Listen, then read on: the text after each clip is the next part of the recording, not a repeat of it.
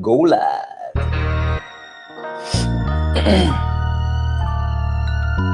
Okay. All right. Guys, if you don't mind, again, tap the screen, share the live, send your daily heart me.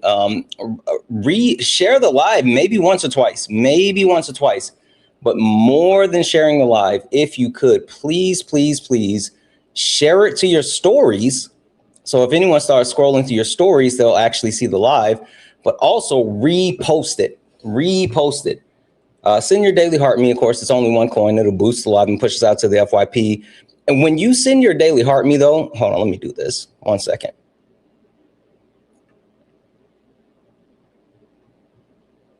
When you send your daily heart me and you also make a comment in the comment section, make sure you go back in and claim your points. You get points. And so you have to go back up at the top where you sent your daily heart me, and you have to actually claim those points, and it adds you to the team. It's a whole thing. So make sure you're doing all the good things, right? There we go. We're going to go ahead and get started here, guys. Keep tapping the screen. Let's get the likes up to 10,000 likes. Also, we got 10 of the chili peppers left. Guys, can we please knock out the chili peppers? If we can keep knocking out the little 1 cent goals, that'll push us out to the FYP. So I'm going to keep resetting it if you guys can knock those out. So please, can we knock out the chili peppers? Thank you, guys. All right, guys, we're going to go ahead and get started here. Only request up if you're a Trump supporter or disagree with anything on the background. We're only looking for some debates. Only request up if you are a Trump supporter or disagree with anything on the background. We're only looking for some debates. If you are friendly, like I said, do all the wonderful things. Tap the screen, share the live, send your daily heart me. It's only one coin. Knock out the daily gift goal. Share the live to your story and repost it to your FYP. And with that being said, guys, let's get it going. Yeah, funny how it changed now. Same people that laughed at clips, studying the clips now. Everybody got opinions till the facts land. Everybody loud till they gotta take a stand. Every stream feel like somebody betting they pride. I seen fake scholars fold in real time. Now they screenshot takes, run around and remix it, and pull up thinking somehow they can fix it. Nah, you stepped in the wrong room, donut. This ain't rage bait, this pressure. Patriarchy, race, class, labor, healthcare. I don't do surface level, I peel layers. And every time they think they got me cornered, numbers go higher. Chat flyer, mods working, crowd waiting. Somebody finna get cooked tonight. Welcome to the ring now. Yeah. Talk big till the facts come out. Slap nuts, sit down. Go. Welcome to the ring now. Yeah. Got the whole chat screaming when the logic break down. Yeah. Welcome to the ring now. You ain't built for this smoke. Y'all slap nuts, ain't got milk for these donuts, so pipe down. Yeah, you might drown. You don't want war with the king right now. I don't debate for applause, I debate for the record. Every false claim get dissected and severed. You rehearsed outrage, I studied the structure. Difference between noise and somebody with substance. You quote tweets, I quote policy. You want moments, I want honesty. You want ego boosts and virality. I want mutual aid and stronger communities. That's the difference between you and me. See the problem? Different type timing. You came for clips, I came for alignment. Capital this, socialism that. Half these dudes can't define what they yelling in caps. Talking about free market while wages collapse. I watch your pivot arrive, I make it visible live. But this ain't never gonna be a place where evidence dies. You came all the way to be Santana for internet rap, while the whole chat waiting to see who got checked. Next, welcome to the ring now. Yeah, you talk big till the facts come out. Slap nuts, sit down. Go. Welcome to the ring now. Yeah, got the whole chat screaming when the logic break down. Yeah, welcome to the ring now. You ain't built for this smoke. Y'all slap nuts, ain't got milk for these old donuts, so pipe. Howdy, partner. You might drown. You don't want war with the king right now. Yeah, welcome to Sparring with Santana. Bring your sources or bring excuses, whatever. Doesn't really matter either way. You about to get cooked. Howdy, partner. You know who I am by now. Hey. What? Hey. Hey. Guys, welcome in. This is Sparring with Santana, one-on-one debates with Trump supporters or anyone that disagrees with anything on the background. I am Santana, guys. Only request up if you are a Trump supporter or disagree with anything on the background. We're only looking for some debates. If you're friendly, do all the wonderful things, right? Tap the screen, share the live, send your daily heart me, knock out the daily gift goal, right? Right now, it's the little pink heart puffs. If we can continue to knock those out, it will boost the live and push us out to the FYP. So, guys, we're going to go ahead and get started. Let's see what the day brings. Hi, are you a Trump supporter or disagree with something on the background? I'm 20. I'm not a Trump supporter, but I did send you a message. If you could look at it, that would be amazing. Do you disagree with something? Okay. Guys, please respect the boundaries of the live. Please, please, please respect the boundaries of the live. Only request up if you are a Trump supporter or disagree with anything on the background. We're only looking for some debates. Only request up if you are a Trump supporter or disagree with anything on the background. We're only looking for some debates. Oh, we lost this person as well. Oh, person dropped out. Okay. All right. I think there may be a little bit of a misconception, a little bit of a miscommunication. I think some people may have thought that, we were looking for someone to hang out or something. We're not. We're looking for some debates. So again, only request up if you are a Trump supporter or disagree with anything on the background. Thank you, guys. This is, if you don't know, this is Porcus D Ace hat. This is Ace's hat. Yeah. I'm really about that fire fist life. I'm really about that fire fist life. W's in chat for Jeffrey for the $1 donation saying, I have a question. Do you have the chopper hat too? No, actually, I should get the chopper hat. I might do that today. I don't have the chopper hat, but I might get the chopper hat today. Oh, I think I'm gonna do that.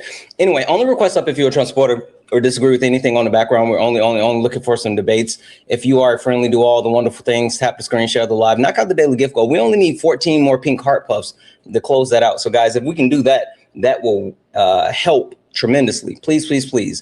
We got to talk about it, guys. We got to talk about it. The United States of America is a country that has declined, right? And the country that has declined is for a multitude of reasons. First and foremost, the Republican Party. Easy. Republican Party is absolutely the party of destruction. The Republican Party has, at this point, I don't even think this is a hot take. And I don't think this is like me inciting anything or blah, blah, blah, blah, blah. But at this point, is the Republican Party the enemy of the people? Like, I honestly feel like that's the position that they're taking. The Republican Party is vehemently in opposition of everyday Americans. I don't think that's a hot take. I think that's just actually what it is. Anywho, capitalism. Capitalism is an absolute failure. Capitalism does not work for me. Capitalism does not work for you. Capitalism does not work unless you are part of the ultra wealthy. And I'm not talking, I make six figures. I'm a high value man.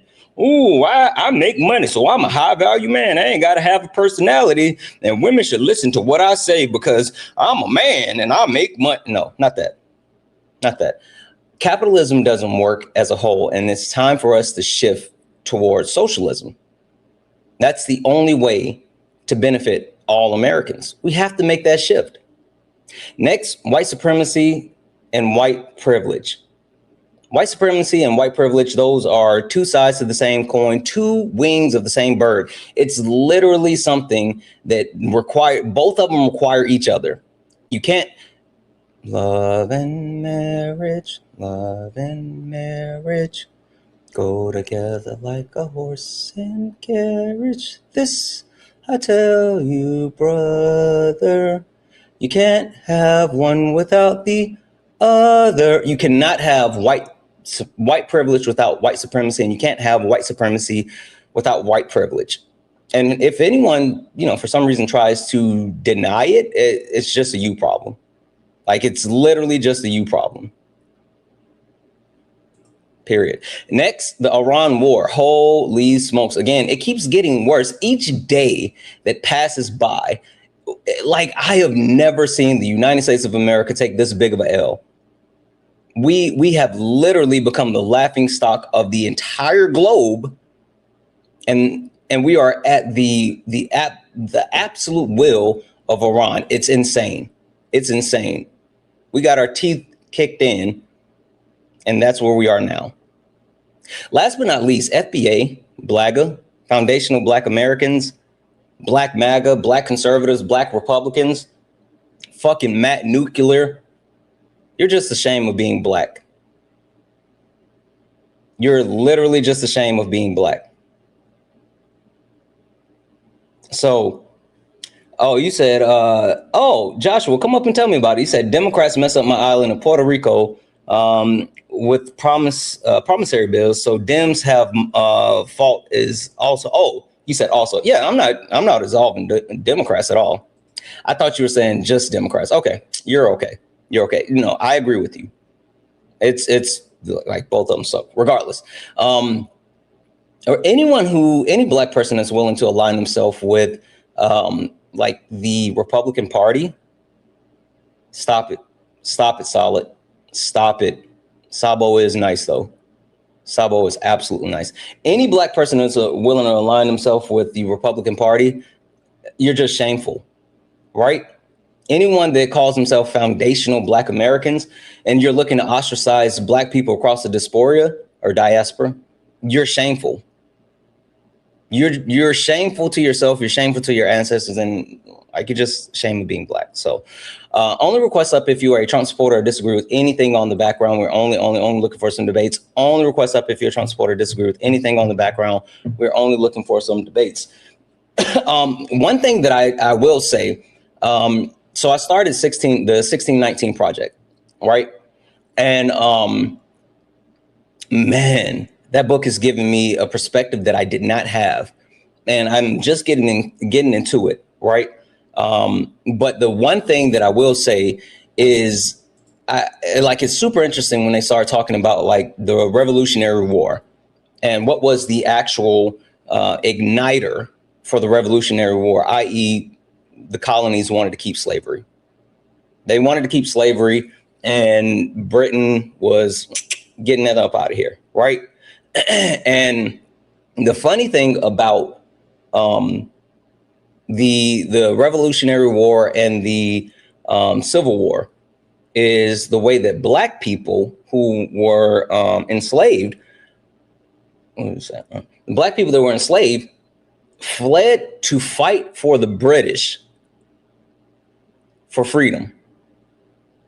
And then in the Civil War, they fled to fight for the Union for freedom.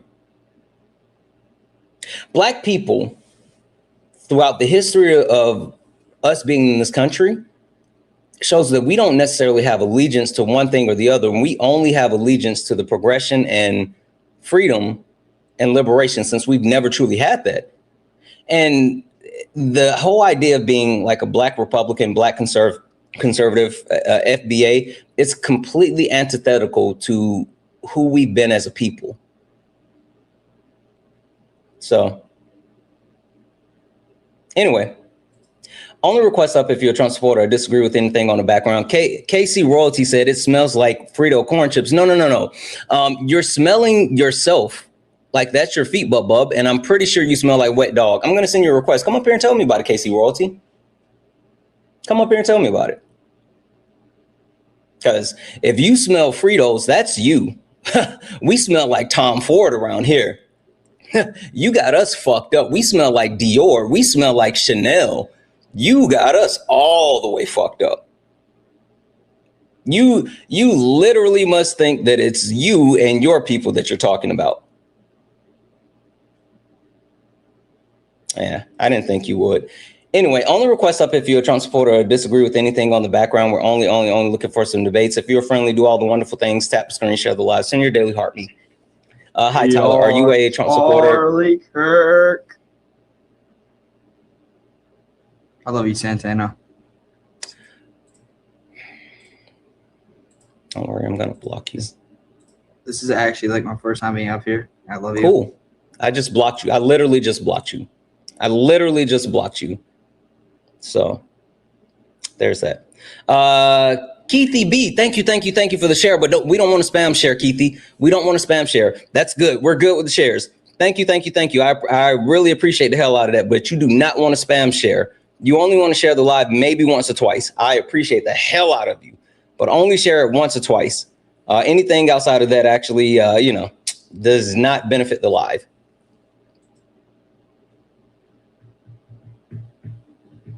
Hi, are you a Trump supporter or disagree with anything on the background? I'm a Trump supporter and I disagree with a lot on the background. Okay. Is this red?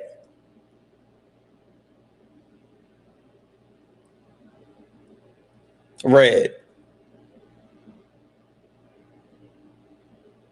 Why'd you go quiet? I'm a Trump supporter and I disagree with a lot on the background. Is this red? No, this is fun and games. I know what your username is, but is this red? Come on. It's okay if it is. I just, It's just fun and games. All right, Red. I mean, if you back for another lumping, then you can get it. It's perfectly fine. Anyway, Red, you know how this one goes. Give me a second. Let me hit this intro and then we'll get into it, okay? Yes, sir. All right, guys. For anyone who may not know who I am or what this is, let's lock in. Don't worry. I got you. Let's go. Ladies and gentlemen, welcome to the main event.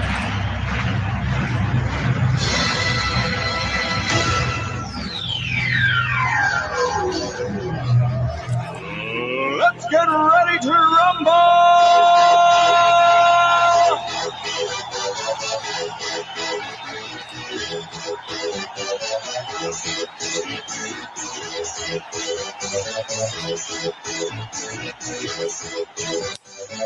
Y'all ready for this? Guys, welcome in. This is Sparring with Santana, one-on-one debates with Trump supporters or anyone that disagrees with anything on the background. I am Santana, and guys, only request up if you're a Trump supporter or disagree with anything on the background. We're only looking for some debates. If you're friendly and you would like to support the live, you can do so. Cash App, PayPal, Venmo, pay links in the link tree in the bio. Santana speaks for you, just like Evan. Evan just sent a $5 donation, just the love and no message. Evan, thank you so much for the 5. Or just like Josh. Josh sent a $5 donation saying, for learning and more, keep teaching. Thank you, Josh. That was in the chat for Evan and Josh for those donations. If you're over on YouTube, you can send a super chat and I will read that out. All right, Red. So did you come back specifically for something that you wanted to debate, or can I run something by you?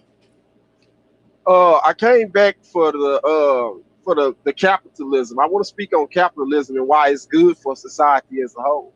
Okay. Floor is yours. Why do you think capitalism has been beneficial?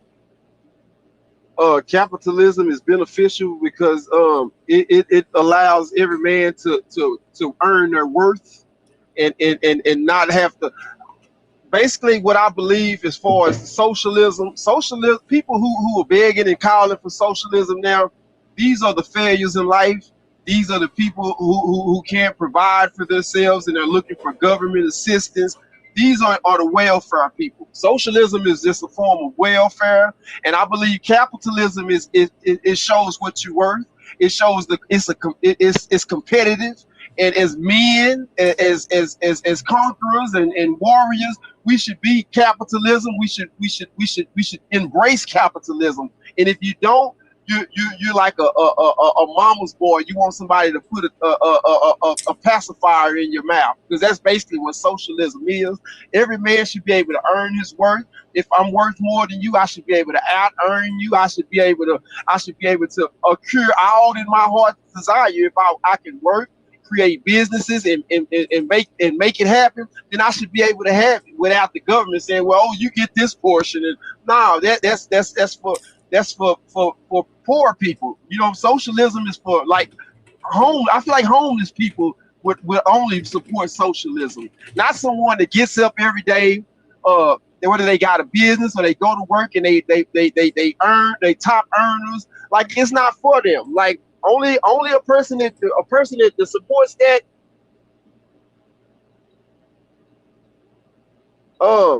But I would like to hear what you got to say about it. I mean, that's my take on socialism, and I'm telling you, it's not capitalism is not destroying society at all, not the least bit. But I want to hear your take. You go ahead. I'll land my plane and go on mute. Yeah, no, listen, I appreciate you, and I definitely want to hear you out. But one clarification question, if you don't mind. Can you tell me what socialism is?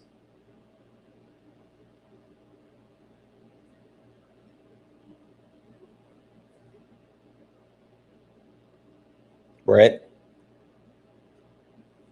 Socialism is like where the government they divvies out pieces of the pie to everybody, and you can't really get ahead in society with socialism because everybody get paid the same thing. Everybody gets their portion of the government cheese. Like, that's socialism. It's government. It's welfare, basically.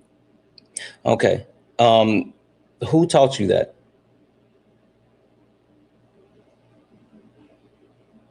What you mean, who taught me that? That's what it is. Where did you get that information from? I read it.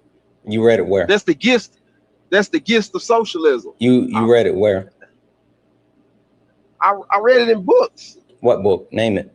Name the book. Now, are we going to debate the topic, or do you want to know? Oh, we're going to debate the topic. It's just that I feel like someone has misled you, Red. You've been led astray, run amok. You've been bamboozled. So is my definition of socialism wrong? Yeah, no, you're absolutely wrong about what socialism is. That's not even close to what socialism is. Socialism is where the workers own a portion of the means of production, right? So it's absolutely not government control. It's actually literally where the people have a stake in whatever that's being created, and they can earn specifically from the creation versus the resources being exploited by, like the people that can monopolize the resources. Is a little bit different. But that's like, that's it. It's so multi-layered. Like, I know for a fact, if I tell you what true socialism is, then it'll break your brain and then you won't be able to get there. But I'm going to kind of slow walk with you. Do you know what the difference is between socialism and socialistic policies or socialistic programs? No, I know what I just know what socialism is. You don't know what socialism is, but do you know what socialistic policies or programs are? Let me ask you this: does Russia practice socialism? No. What does Russia practice? It's an authoritarian. They have a dictatorship. But as far as like their workforce, isn't that like a part of socialism? No. It's not? What would you call it? I just told you they have an authoritarian dictatorial governmental system. From my understanding, socialism is for, it's like where the government they pay everybody. I'm telling you that's not socialism. That's not socialism. I'm telling you you're wrong. That's why I said, that's why the question was, where did you get this information from? Because someone has actually misinformed you. And even when you talk about Russia or you talk about China, maybe, but I'm not disputing your stance on capitalism just yet. I'm disputing your stance on socialism. Even when you talk about like, communism in China, like China isn't a communist state. Like that's not what it truly is. There's a bunch of different differences, but what you were trying to refer to is like socialist policies and like a socialist governmental system where there's social safety nets, like programs that ensure that the people are taken care of. That's what you were trying to refer to. That's not actually socialism, but the idea of ensuring that people have safety nets and they have a floor. That's the premise that you're talking about. Well, you're totally correct, because that is what I was referring to. So maybe I was wrong, but I wasn't completely wrong. No, so you were absolutely wrong, because you still don't truly understand any of these things. But it's fine. We'll talk about it. Red, you said the premise as far as like capitalism. It's basically capitalism tests the steel of a man, right? It allows you to go out and obtain your worth, and you're able to actually progress is equivalent to the way that you're willing to work. Is that an accurate statement? Yes, sir. Okay, perfect. So do you think that anyone can be as successful as anyone else in our country? Yes, sir. Okay. Do you think anyone could be a billionaire or even a trillionaire like Elon Musk? Yes, sir. How?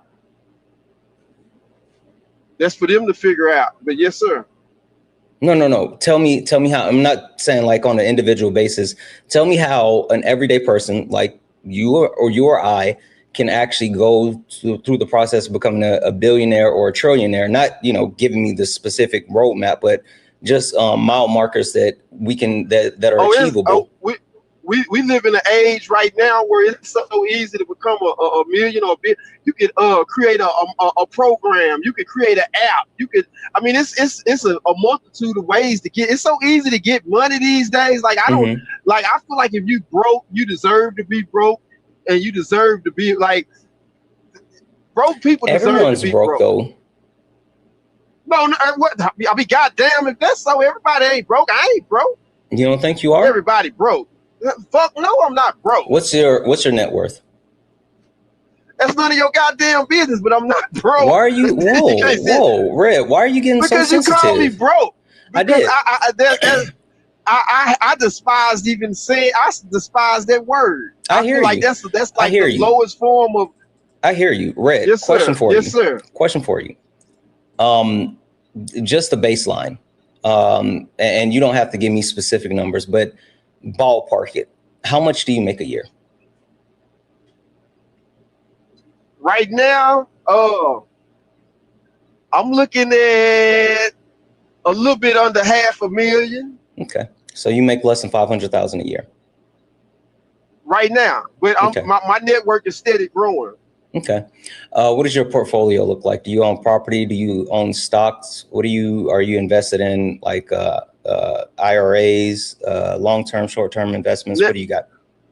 I own businesses, but now we're getting really personal. No. I don't want to know like I don't want to know like specifically what you own. I just want to know like what does your portfolio look like in general? Well, I own one truck. I ain't gonna say, I'm not gonna lie and say I own trucks. I own one truck.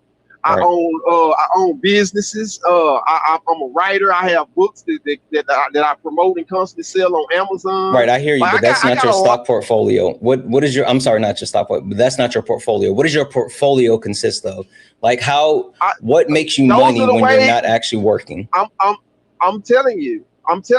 My publication business. I have a publication business. That actually this new profile picture. That's copyrighted. That's my logo. That's for my publication, new publications. Never enough winning. That's for my books make money when I'm not working. They sell when I'm not even doing. Okay, so are you a New York bestseller? What is your publishing rights? Like not again, I don't want to know numbers, but I just want to know like how have the book sales been going? Great.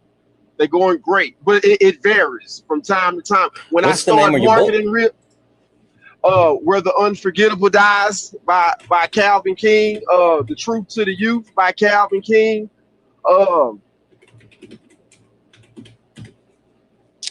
Let's see here. 2023 urban fictional novel written. Let's see here. This is available on Amazon. Well, my thing is, we came up here to talk about socialism and capitalism, and you worried about like what my network is. Like what net worth, not network. The point that I'm trying to get across to you, because you seem to believe as if you are someone that overall has been like super successful within capitalism. Holy shit. Have you looked at your book rankings? It doesn't matter. No, I haven't. What is my rankings on my book? What is it? Tell me. You're ranked number 8,663,799.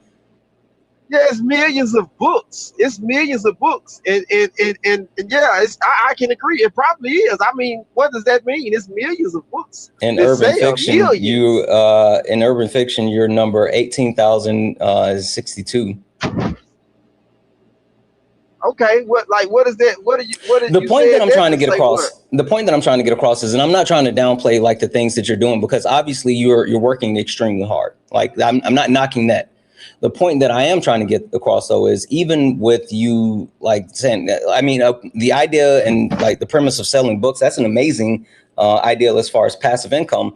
But making under $500,000 a year, you're not even considered the top 1%. Like you're literally someone who is. Of course, I'm not the top 1%. The top 1%. I'm gonna finish. I'm gonna finish what I'm saying. Kyle. Go ahead. Or Red, sorry. What I'm trying to say is that, like, you are part of the actual proletariat, part of the class is being exploited. And now I know you talked about like having a truck. I mean, I understand that like driving trucks is pretty lucrative, right? I get that portion, but like, you know how it goes. Like you got to have insurance. If something happens with your insurance, you have an accident, your truck breaks down, like that shuts down everything. And that makes you someone that is still subjective to the whims of capitalism, right? I mean, you're still someone that's in a position where if the market starts to slow, if you don't have deliveries, if there's like the tariffs, right? The fact that the tariffs can actually slow the transportation of products across the country, like then the demand for your services start to decline. And with that being said, even if you think that you're making money, I'm not saying that you're not making money. I am, though, saying that you are not someone that is actually benefiting from capitalism. You are still a part of the exploited class, even though you got a few dollars in your pocket. I'm not benefiting from capitalism. I just made up something in my mind, put it on paper, and sold it. But hold on, go on Instagram and type in "scrub and spray 360." This is my pressure washing business and my window cleaning business. You'll see me with the people that I employ on there. Go on Instagram, type in "scrub and spray 360," and that's not include my Shopify store. You know what I'm saying? My print, like I'm got shit going on, but like to say that I don't benefit. No, I'm not. What happens when people can't patronize your business? Well, we need people for business, period. If you don't have people dealing with your business, then you fail. Right. That's anybody in the world. Right. I agree. That's Walmart. What happens when people can no longer afford luxury items, which include books or like shop and spray? Well, people have to have those restaurant vents. They have to have those clean every quarterly. They got to have those clean quarterly. That's like a mandatory. What if they actually can't afford that and they actually make the decision to try to do it in-house to cut costs? Well, I mean, like it's always people that can afford it. We're not going to sit here and say, hey, one day your business, no one is going to buy from you. Like it's always people that will deal with you. Like isn't that how a lot of businesses go out of business? Because the actual consumer base either they enjoy the product, but they can't afford the product, or they have to make cost cuts to luxury items. I hear you, but I haven't seen it until it happens to me. Then but I'm also my next interview. I'm finna try to get a loan to do it. I can do it outright, but I don't want to spend all that money. But I'm finna open up a laundromat. Laundromat's a really good source of passive income. Let's stick here though, right? Yeah. The question that I have for you, have you been paying attention to what's been happening with the cost of living versus the wages earned in the U.S.? Right. Those are for people who work regular jobs. The cost of living is turning their ass up. Yeah. Yeah. That's hurting them. I mean, we see it, but it's not affecting us, bro. I think you're missing what I'm saying, Red. I think you're missing what I'm saying. We've already established that you need people in order for your business to be successful, right? Right. And if people have less disposable income because the cost of living is skyrocketing, and wages, while increasing, wages are being outpaced by the cost of living. So meaning people have less money to spend because things are more expensive. And you put on top of the fact that like people have less access to healthcare. The passing the One Big Beautiful Bill kicked 17 million people off of healthcare, but also what that did was raise the healthcare premiums for all Americans. So we're spending more on healthcare now. That's less disposable income. So Red, the point that I'm trying to make is even though you're in a position to have profits, you are still subject to the whims of capitalism, because if the people that you are depending on to purchase your services and products are unable to purchase your services and products because they need to make a decision between paying bills or feeding their family versus being able to purchase another book or being able to purchase your service to clean their restaurant, then you're affected in that negative sense, and other people are hurting around you, Red. That's going to catch up to you. I hear what you're saying, but like in my pressure washing and window cleaning business, I get contracts, and I also only target rich people. I don't deal with poor people in that business. I target rich people, but I do understand what you're saying. That's interesting, Red. Yeah. Red, I want to shoot down the premise that you had as far as like, oh, anyone can be a billionaire, a trillionaire, and all this other stuff, but like, honestly, I think I would rather allow Solid to have the conversation with you now, because you and I have talked for the last couple of days in a row. I have some specific thoughts that I don't think even the things that I'm going to be able to share with you is necessarily going to penetrate at the moment. But maybe Solid can get across like some of the ideas that need to be conveyed. What up, Solid? You can hear me all right? Yep, you good. Okay, what's the capitalism is a failure, time for socialism? Yeah, W. Capitalism is a failure specifically because it cannibalizes itself. Mm-hmm. Do you disagree with that, Reggie?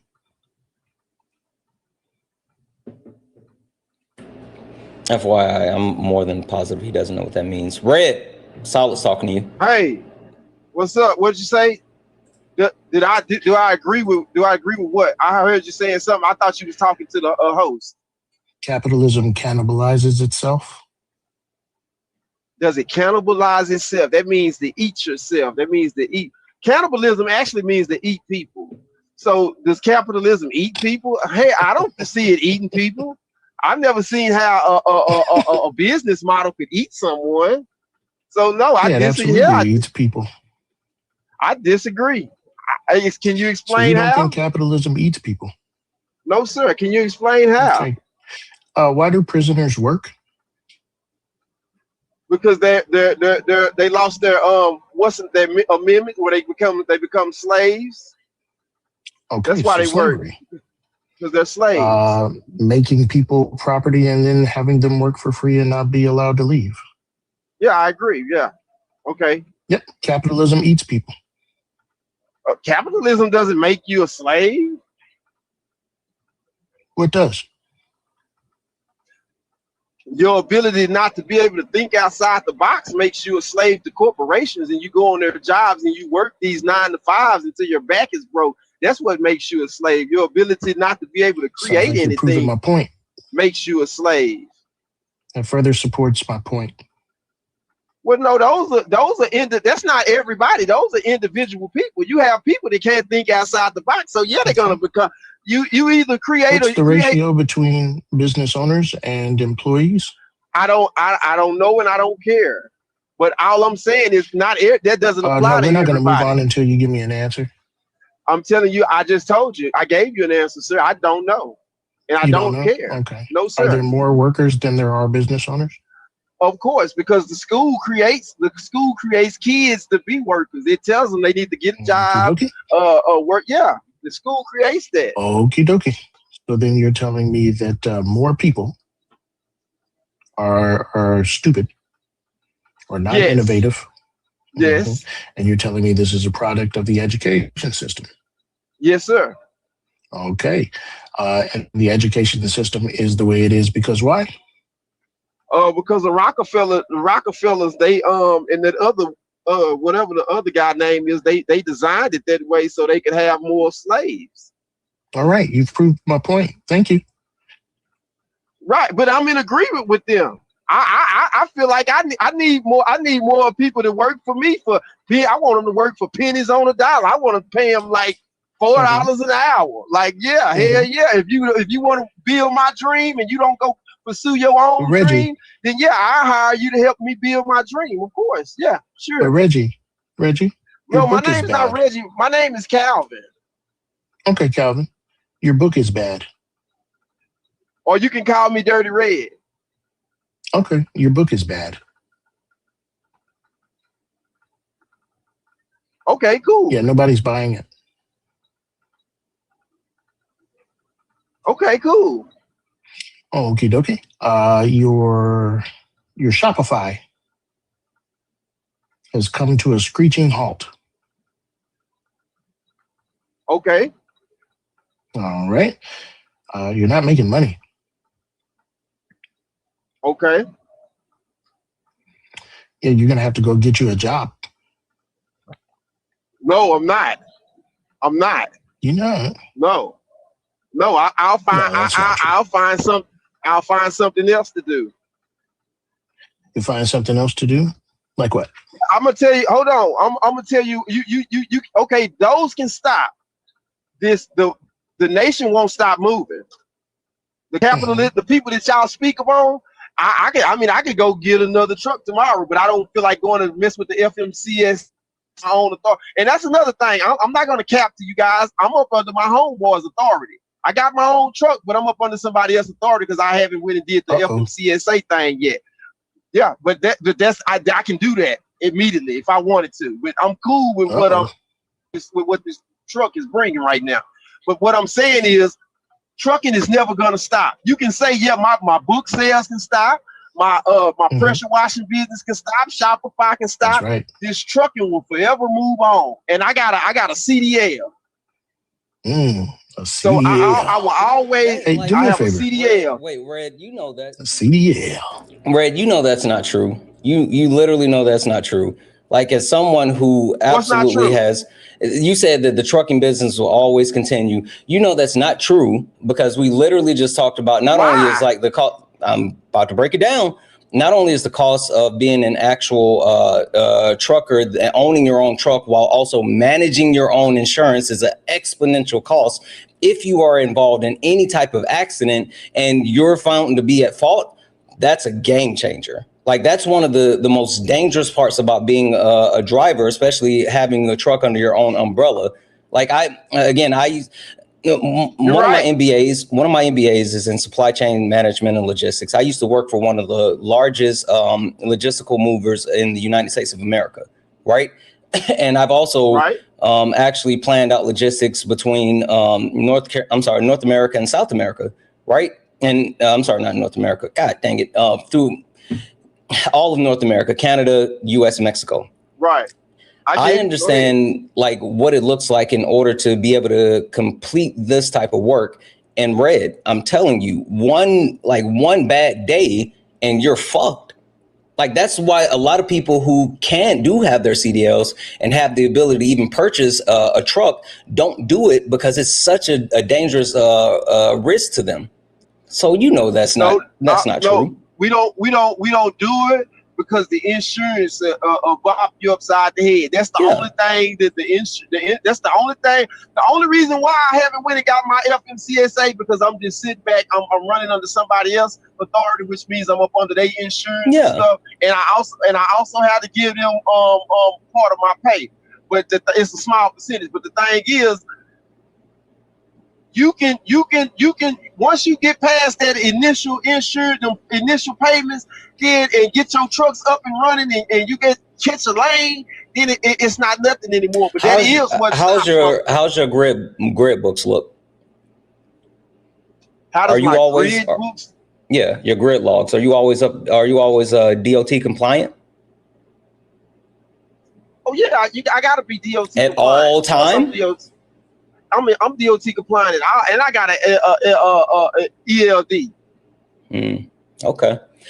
We know for a fact that the DOT regulations change a lot as well, right? I mean, I think you and I can both agree that sometimes the way that they monitor people, especially with like long haul, is unreasonable. And like, that's another thing as well. Like, I hear what you're saying, and I'm not saying that you're not in a lucrative spot, because you are. I mean, I understand how lucrative it can be, but it's a high risk, high reward type of situation. And for you to sit here and pretend as if this is something that's going to, like, that's why I talked about like your portfolio. Like, while your book may not be doing numbers, I think your book is more sustainable than trying to continue to like have your trucking business, because again, your trucking business is going to be more reliant on what's happening. You can't be on camera and driving. What are you doing, Red? You know better than that. Your actual I'm gonna have to drop you. Take a lap, wait just a few minutes and then you can come back. You cannot do that. Holy smokes. You know you can't do that. Solid. I just got a couple questions for him. Yeah, okay. Let's give him just a second and then we'll get him back up here. But come on, you know you can't do that. W's in the chat for Jillian for the $1 donation, saying, I see you like One Piece and I want to get into it, but there's just so many episodes. I just asked him partner what character he'd be, and he said, wait, what character you would be? And he said you would be Boa Hancock. Okay, I see you, Hancock. W's in the chat for Jocelyn for the $1 donation, saying, holy yapper, yep. That's right. W's in the chat for Manders for the $1 donation, saying this guy is simping for the class he is not in and has shown zero cares about those with less than him. It's gross. Yeah, and I don't understand that. I don't understand how people who are part of the have-nots for some reason defend the have so hard. It's crazy. W's in chat for Stacy for the $5 donation, saying guess has a lot to do to make a lot broke. Exactly. W's in the chat for Jahan for the $10 donation, saying nice hat. Do you watch One Piece? Of course. That's the entire thing about the hat. W's in the chat for that. W's in the chat for ET Phone Prank for the $5 super chat to say our lifespan as humans on this earth will be shortened due to capitalism. Miss us with that BS caller. Like, facts. Life is not just about fucking working. And like other countries have figured that out. But here in the United States, we're driven so much by capitalism that we're blinded by the idea of like living without having to like slave away. It's fucking weird. W's in the chat for Escape the Win, who resubscribed over on YouTube. And you've been subscribed for 3 months. W's in the chat. Guys, if anyone else like to support the live, you can do so. Cash App, PayPal, Venmo. Pay links in the link tree in the bio. Santana Speaks for You. Santana Speaks for You is the best way to support the live. If you're over on YouTube, you can send a super chat and I will read that out. 1.1 thousand people hanging out. Guys, keep tapping the screen. Let's get the likes up to 150,000 likes. Also, look up at the top. If you see the word follow, that means you're not following me. Hit that follow button. We are on our way to 200,000 followers. We only got 14 new followers on the stream. So please hit that follow button. Turn on notifications so you know when we go live, because we go live all the time. And make sure we take care of Solid while he's up here. Show Solid some love. Last but not least, there was someone that was talking shit in the comment section, and I was trying my damnedest to talk shit back, but my words kept getting filtered out. I'm gonna have to figure out what words were filtered, but I finally ended up tagging them. I got fucking smoked with someone who was talking shit, and like Solid, I'm sure he's one of your people, but he's gonna catch I know he's gone. I sent him an invite, he didn't accept it, but I'm hot. Anyway, floor is yours. You got it. You one of mine? I know for a fact. Old boy's name, his username is Kami Combat Vet. Ain't no way. The one following me. You can't be mine. I don't know. Oh boy, I'm telling you. The only ones that talk trash for real is like Noah. Yeah, and I mean, like I know a bunch of people. They know what I'm about, yeah. But like I wait till that's our nibbling. Yeah. But anyway, so, back to your debate. Okie doke. Okay, so we gotta lay this out, okay?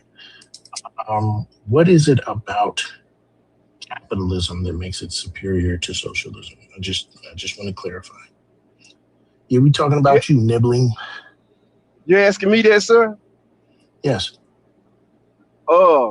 Capitalism is because a man is worth his weight. Like I like I explained at the beginning, like if I'm able to acquire a lot, and I'm able to do a lot, and if my worth grows, then my pocket should grow, and I shouldn't have to be subjected to, oh well, we all just get our slice. And no, because I believe that stunts your growth. It stunts creativeness.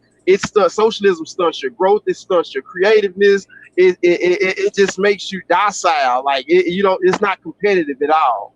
Okay. My ideal of what socialism. is it about socialism that stunts your growth?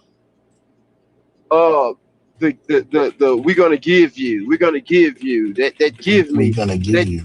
Okay. Yeah, we're gonna give you attitude. Oh, the government's gonna give me this, and they're gonna make sure that I have this. And like capitalism just means you're worth your weight. Right, you get paid by your work. None of these are okay. So how does capitalism ensure that someone worth their weight gets their just dues?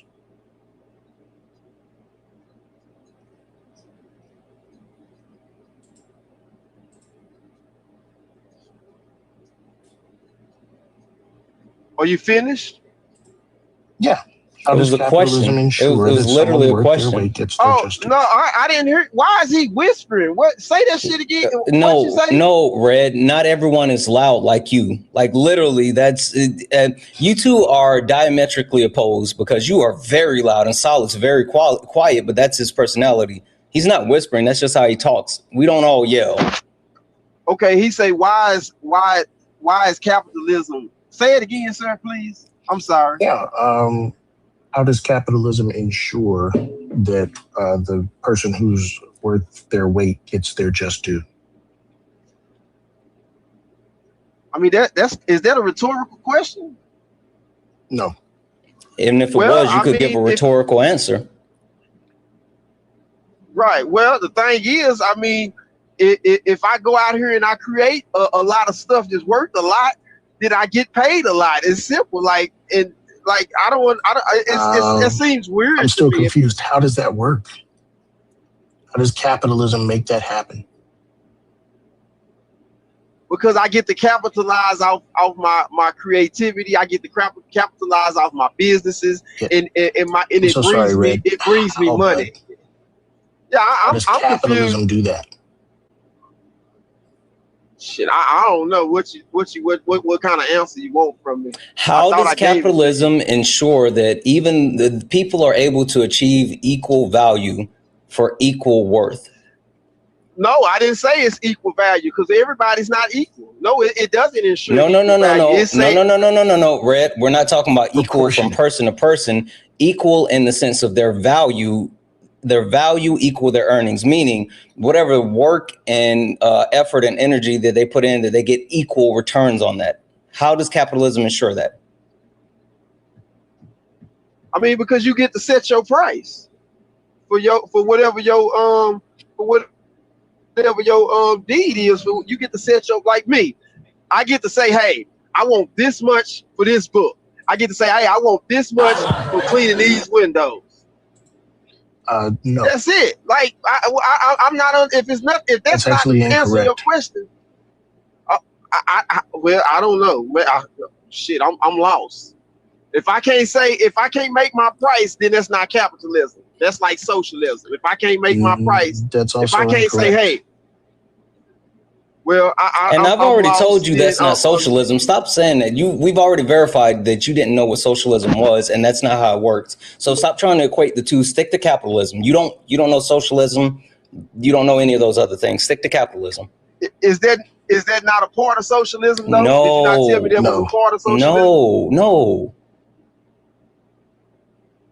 See, I can't get Google out right now because I'm in the midst of doing something. But I could have sworn that was to Google it anyway. But I could have sworn that's what socialism is. No, can you just tell me the main motivation for? You know what? Let's start with the basics. Can you tell me any of the 4 goals of any market system? The 4 goals of any market system. Mm-hmm. What do economies want to accomplish? What do they want to figure out? They want to market. They want to profit. and they want to use as they overhead as they can to accrue more money. No, That's the gist of it. That's my gift to my economy. I can't speak on. I don't know your economy or what you talking about, because it seemed like me and you talking about two different things. No, yeah, that's incorrect. Any market system wants to answer 4 questions. They want to find out what to produce, how much to produce, and who's gonna consume. Oh, I'm sorry, I wasn't finished. There's 4. Hey, would you like for him to actually finish before you start speaking, Red? Yeah, go ahead. I apologize. Yeah, they want to find out what to produce, how much to produce, for whom to produce, and who should do the production. Right? Right, I agree. Totally. Okay. So the differences between why capitalism produces and why socialism produces are very different, though. Can you tell me the difference between the why between the two market systems? I would like. Could you explain it? I would prefer to you to explain it, sir. I absolutely will. It's not a problem. I just don't know how one can make the assessment that socialism is for poor people or failures without knowing. Well, so he thought that socialism was based on the premise of the government controlling things and giving hands out and bread lines and shit like that. And he just didn't know. So he came into this with a skewed understanding, and for some reason he's still holding to it, even though I've corrected it. Okay, I'll lay it out for you. Capitalism produces for profit, right? Socialism produces for need. Yeah, make sure that people's needs are met. If we're talking about being healthy economically, that doesn't necessarily, it doesn't hinder anybody for a market system to ensure that people have what they need. Yes, it does, because I feel like you should work for what you need. It literally doesn't. Shouldn't step in. The government shouldn't have to step in and give you what you need. If you don't have it, you don't need it. If you don't have a roof over your head, you don't need it. Hey, Red. If you don't have food, you don't need to eat. Hey, Red. If you don't have food, you don't need to eat. Red, what's the point of the government and us paying taxes then? If the government isn't in place to ensure the well-being of their people, what's the point of us having a government and paying taxes?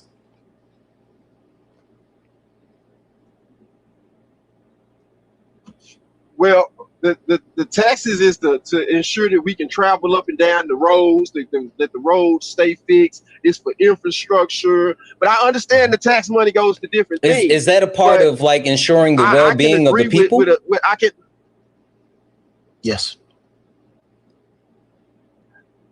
Kind of, sort of, but not really.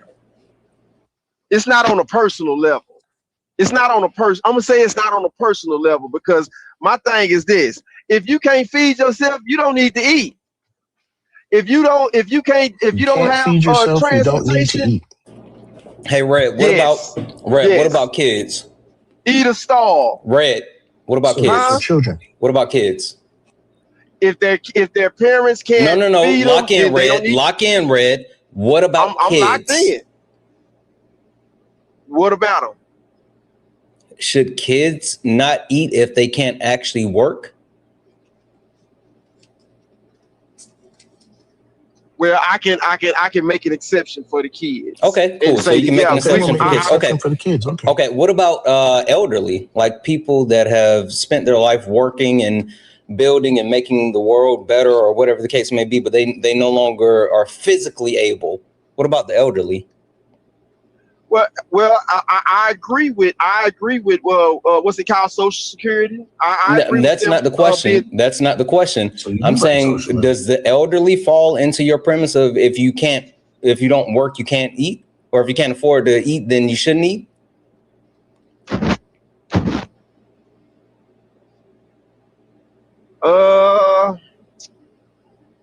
That's a hard one, because I feel like they should.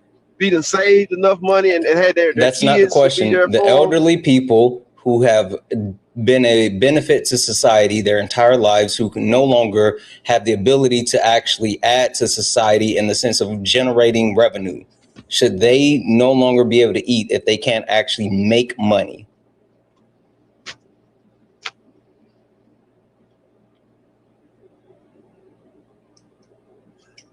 I'm thinking. Let me think about it. I don't. Let me see. I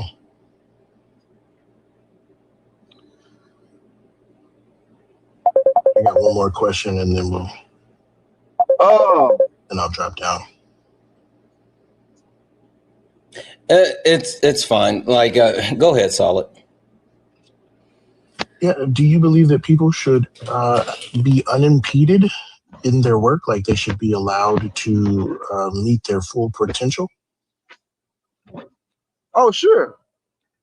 Yeah. Yeah. What if I told you that's what socialism is all about? I don't believe it's all about that. I believe y'all sitting here trying to tell me you've been fed a bunch of Red Scare propaganda. You've been indoctrinated by Reagan. Of course you don't believe that because someone lied to you. Well, I don't have my other device. Well, I got it, but I can't use it. So I don't know if you guys are lying to me. So Socialism is all about the workers being able to do good work, meaningful work.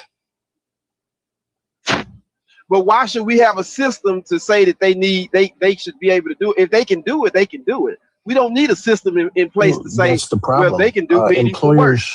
That's the problem. Employers prevent employees from doing their best work.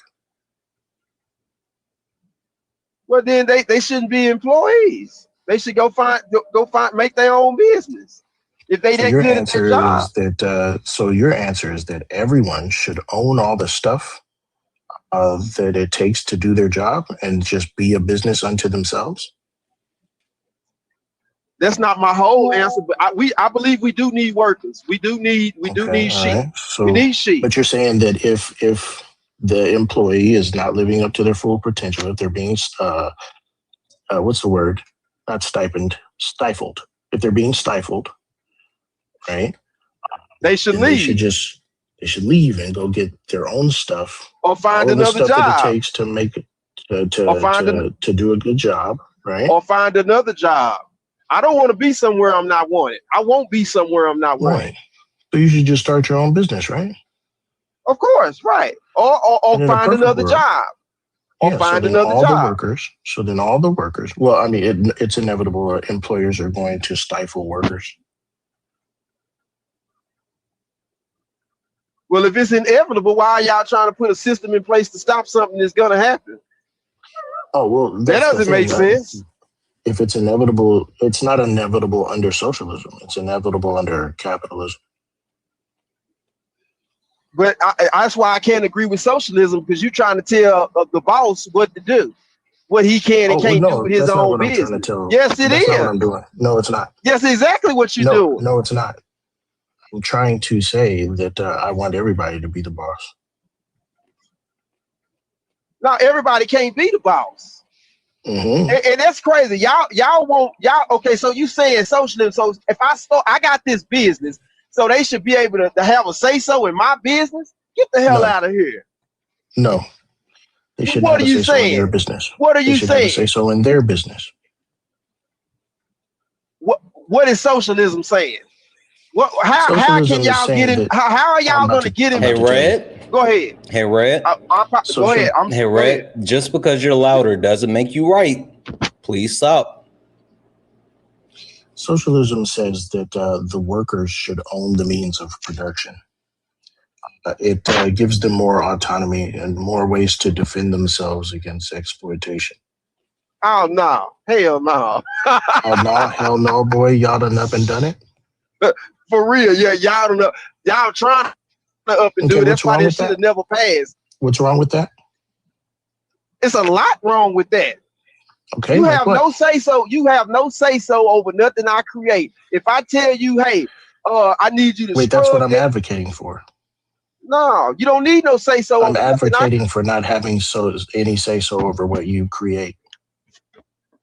Sounds like you're a socialist, Red.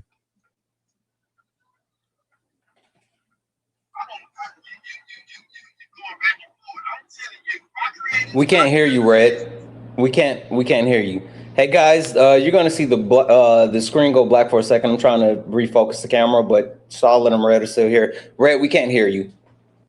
Can y'all hear me now? Hey, brother, I think I did my thing. I'm gonna go back to work for my employer. All power to all the people except for Ralph. Do something good for your neighbor. Ubuntu, viva la raza, kachi kapshida, throw more bricks. W's in the chat. W's in the chat for Solid. W's in the chat for Solid. I didn't how did he get a W in the chat? He didn't say nothing. He said a bunch of bullshit. How did he get W's in the chat? Well, just because you don't understand the Red doesn't mean that he said quote unquote a bunch of bullshit. Like the thing is, for some reason it feels like you're missing the intellectual threshold in order to be able to engage. And I don't think it's just the intellectual threshold. I do think that you're morally bankrupt, and your inability to actually show empathy for people is astounding. Like you're literally, it's interesting to see you simp for people who wouldn't piss on fire just to put, or if you were on fire, wouldn't piss on it to put you out. It's just interesting. It's just interesting. Like I want better for you, Red. Like specifically me, I want you feel like I'm to have a better life. Yeah, like it's super weird to see you caping for the ultra wealthy. No, I'm caping for business owners. I'm caping for people who have a mind that know how to think outside the box. You're literally caping for people that are exploiting you as well. Like you feel like you're not being exploited, and I hear you. Like even, you know, they always kept a few in the house, Red. They always kept a few in the house. Give me a second. W's in the chat for Justine for the $5 donation saying, just quit my high-paying job and move to a farm to stop buying in. Literally, like, listen, people are just moving off the grid. I don't blame you. And W's in chat for Patricia for the $5 donation saying, I'm trying to donate to Solid, but I guess I'm blocked. I've never spoken in this chat. I don't know about that, Patricia. But you have to donate to his Cash App. I'm not exactly sure what's happening. Welcome in, Peach Raid. Hello, Peach Raid. Yeah. Welcome in, Peach Raid. 1 second. W's in the chat for tip for the $5 donation saying, Axe Red, is he okay with billionaires and corporations getting socialism since he's against it? Ooh, that's a good question. We'll get to that in a second.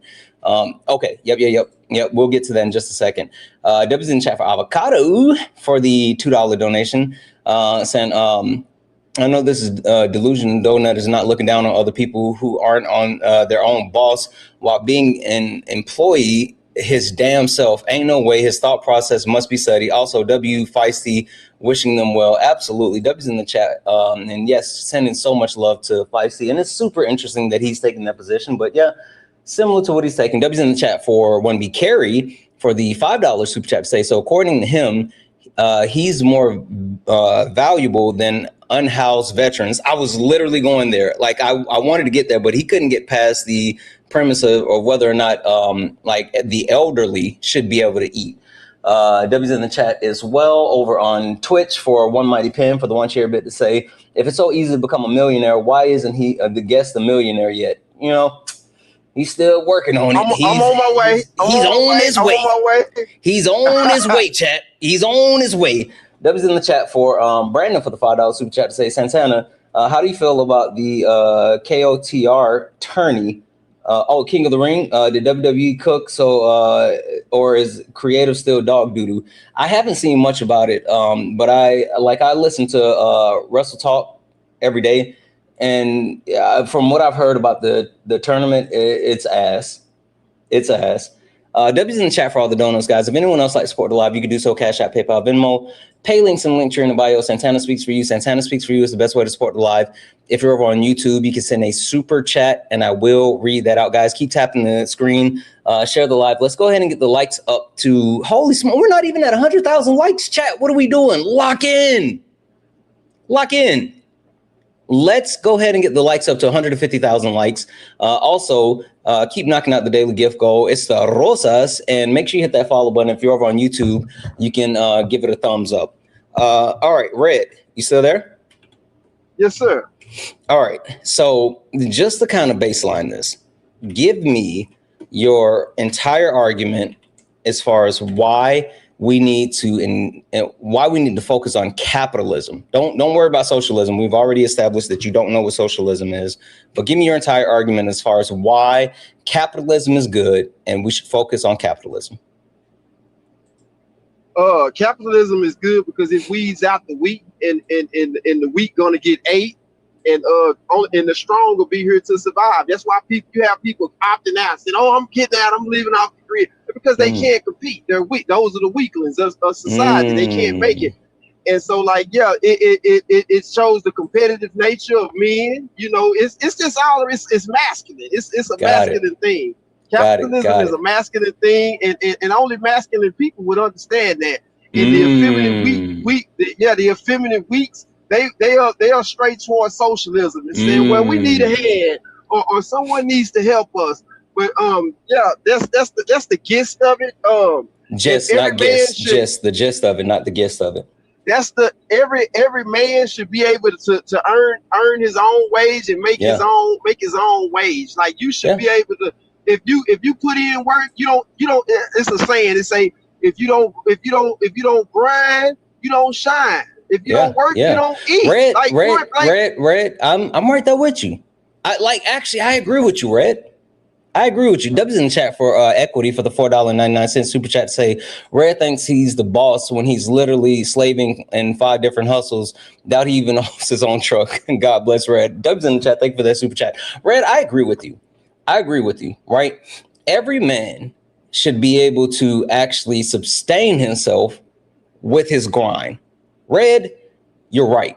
Capitalism, it's an equal litmus test for everyone. We can agree on that one, right, Red? Yes, sir. All right. I'm so glad that you said that, because now here is the litmus test for you. Red, we got a bounty, right? 150. What happens from this point is we're going to match your grind against the chat's capitalism. And the way that it works is, moving forward, I'm not going to mute you. We're just going to have an all-out debate.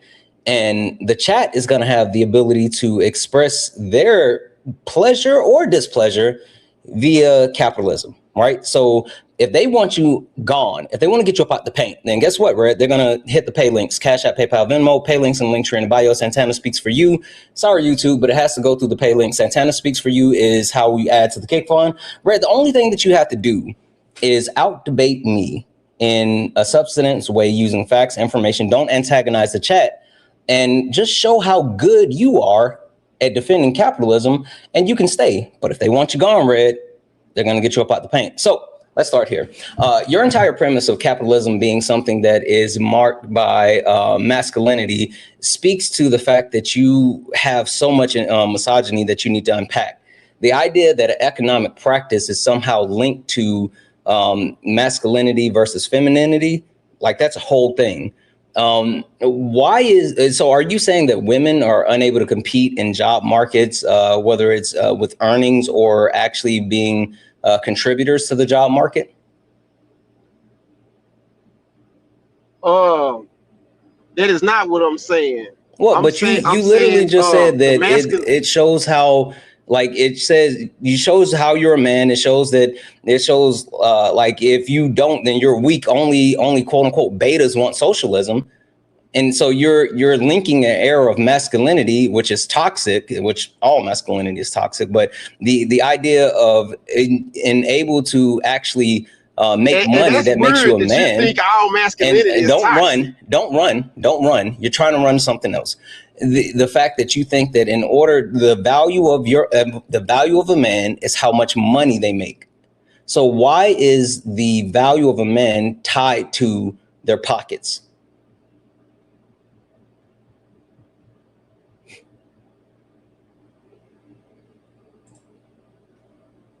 You say, is the value of a man tied to his pockets? No, I'm saying under your premise, why is the value of a man tied to their pockets?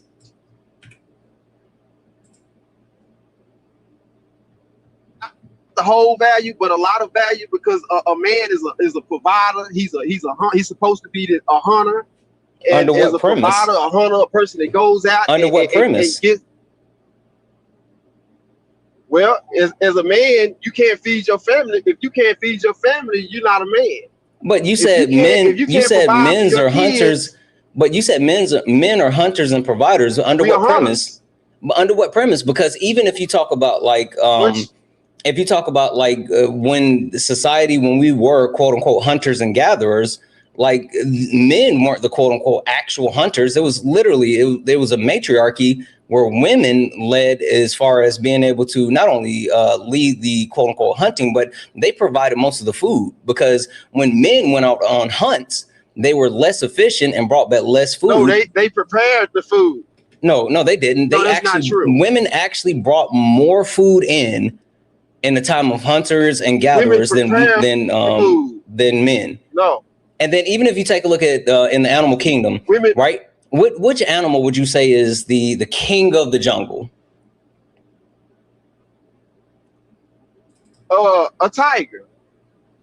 The tiger. A lion don't live in the jungle. You finna say a lion? Yeah. I'm more so talking about like the actual. A lion don't live in the jungle. Listen, Reg, you know ball with that one. You know ball with that one. You right, but more so speaking on like the colloquial term, the way that people normally say it. You know what I'm saying. But your answer's actually I know correct exactly there. what you're saying, but that's wrong. No. I'm saying I just gave you that. Like your answer is actually correct, but I didn't think you knew that. Good on you. But let's talk about the lion. With the lion, with the pride, who actually does the majority of guiding the pride, hunting, all of those things? Not just we always talk about like it's the lioness. I understand that. It's the lioness. Right. It's the lioness. So even in nature, you see the premise as far as like women being the leaders and being the ones that actually bring home the bacon. That's one. No. That's one particular. That's just does that. That's just one particular species that does that. Oh no, there's a multitude of species that do that. Let's be for real. Why? There's a multitude of species that do that. Not just lions. You're talking about. Do your wife take care of you? What does that have to do with the conversation we're having right now? Does she take care of you? No, I actually have a partnership with my wife. To do than you talking about. No. I have a partnership with my wife. We take care of each other. I don't take care of her. 50 guys. Y'all go half on. Y'all go half on the bills. No, it's not about. No, it's not about being 50-50. Do you pay all the bills? It's not about, hey, you can't hear me and I can't answer your question if you keep speaking while I'm speaking. It's not about taking care of me. It's about being in a partnership and understanding whenever I'm in need, she's there. Whenever she's in need, I'm there. That's what it's about. It's not about splitting up arbitrary bills or saying this person is the leader or not the leader. Like the premise of like, oh, the men are the leaders and they have to bring home the bacon. Like that's not true. But even more than that, like you're tying the premise as far as like men are only valued by their wallet is literally a direct correlation towards like femicide, the way that women are treated. Like men get so butthurt that women make more money than them or they can compete in the job market that they literally abuse and take the lives of women because they can't handle it. Like the rhetoric that you're perpetuating is literally something that put women in danger because men are so fragile. Those are effeminate beta men. I'm a man. My girl don't touch the trash. She don't take out the trash. All she do, I give her the money. She pay the bills with my money. She don't worry about no bills. She ain't worried about none of that shit. When it's time, when she want to go shopping, I provide the money to go shopping. I'm a man. That's what a man does. I take care of the household. If we hear a bump in the night, I grab the Second Amendment and go check it out. You know what I'm saying? That's what men do. That's what me. All that old. What you saying? Your moral woman must take care of you. You must not be the breadwinner. She must pay all the bills according to you. Since you want to bring up that lion situation, that don't apply in this real everyday world that we live in now. A man gotta have his worth. If he don't, then he's not a man. Point blank, period. Yeah, Red, what I'm saying is the actual narrative that you're subscribing to is the narrative that was in place in like the 1950s, before women could actually open their own bank accounts or have their own credit cards or work outside of the home. You're subscribing to the same thing where women were second-class citizens and they were subject to being less than. They're not that anymore, Red. They don't need us to actually do those things. They may want us, they may allow us, but they don't need us. And you pretending as if, oh, this is how things are supposed to be. That's not accurate. See, the issue that you have, Red, is, again, you link worth to your pockets, not understanding that you can have, I'll still finish my sentence.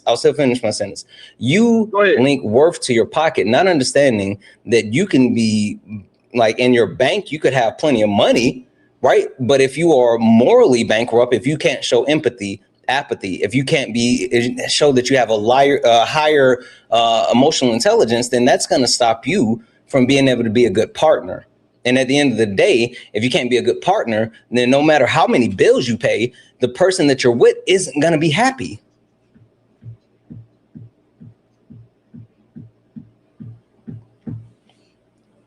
Okay, also, guys, so it looks like we're at 20 of the $150 kick goal. If you want to add to the kick goal, you can do so. Cash App, PayPal, Venmo, pay links and link tree in the bio. Santana speaks for you. We have a $150 bounty on Red. And so if you want to add, you can do so. We're 130 away. Go ahead.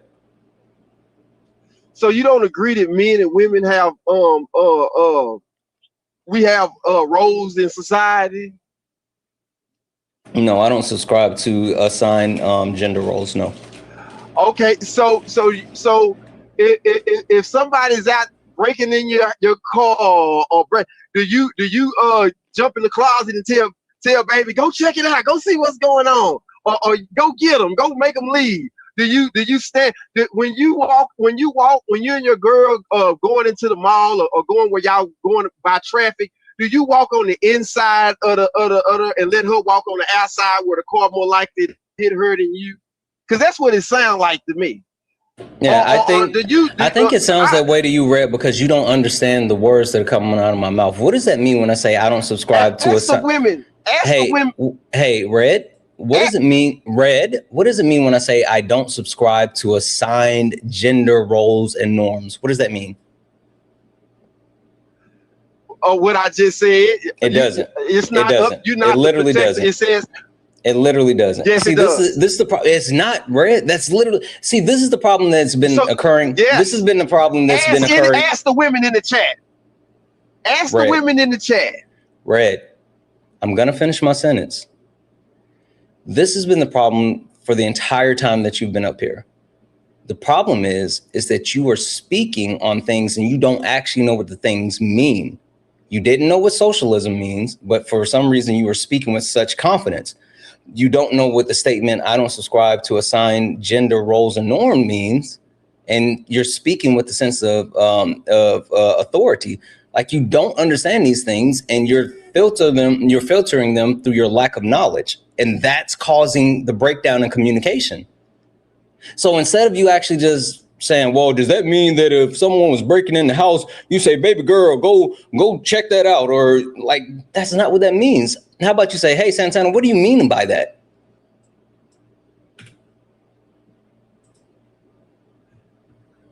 I know what gender roles are. I know what a man's role in society. So is your woman the protector in your relationship? Is she the protector? Does she protect you? Protector in what sense? No.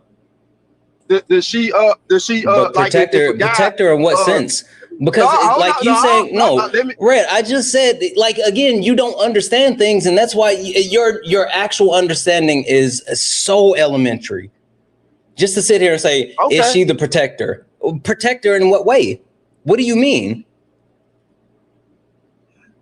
If another guy is a physical threat against you, does your wife come and say, hey, you leave my husband alone before I kick or whatever? Or no. No, in that type of situation, my wife is the protector in the sense of stopping me from acting irrational, because I will act irrational. My wife has literally stopped me from actually getting into altercations because I am very quick to react. And so she is absolutely a protector, because if it wasn't for her, I would have been in multiple physical altercations and possibly in jail because of it. I swing first and ask questions last. So she is absolutely the protector in that situation. She's the responsible adult, because at times I have low EQ.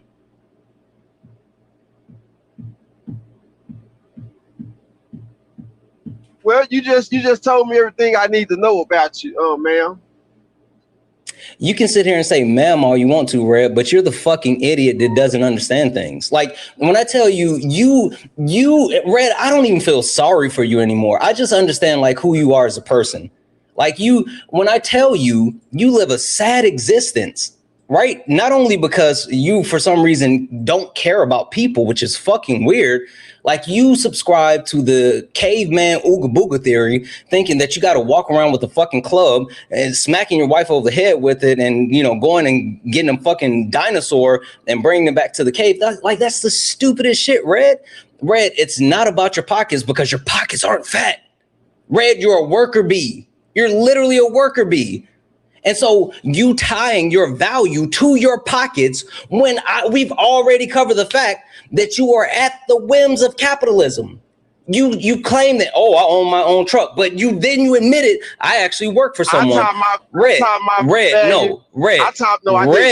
You literally admitted that you actually work for someone. And so if that person has an issue, their insurance lapsed, you have a wreck, then you and your pockets are no longer seeing the income.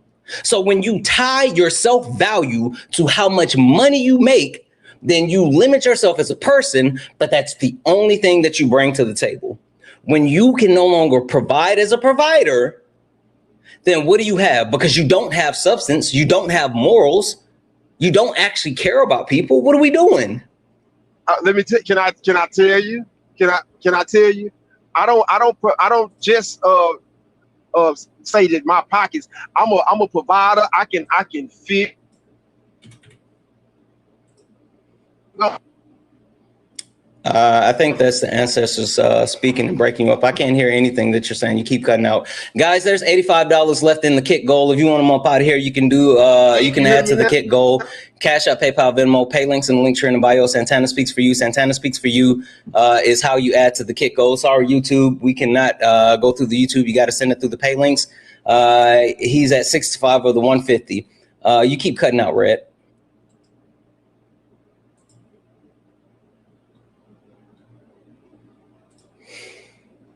I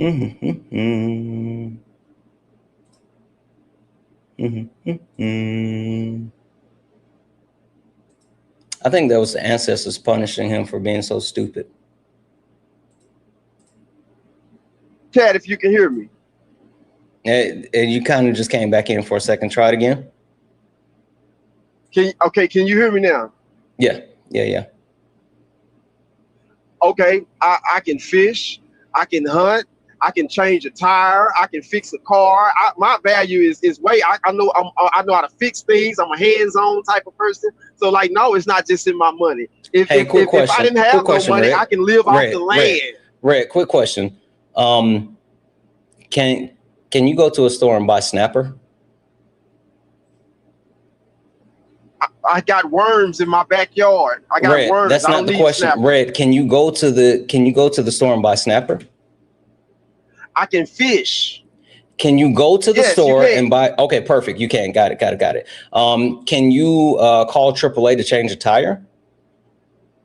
I can change my own tire. That's not the question. What I'm telling you. That's literally not the question, Red. The question is, can you call AAA to change a tire?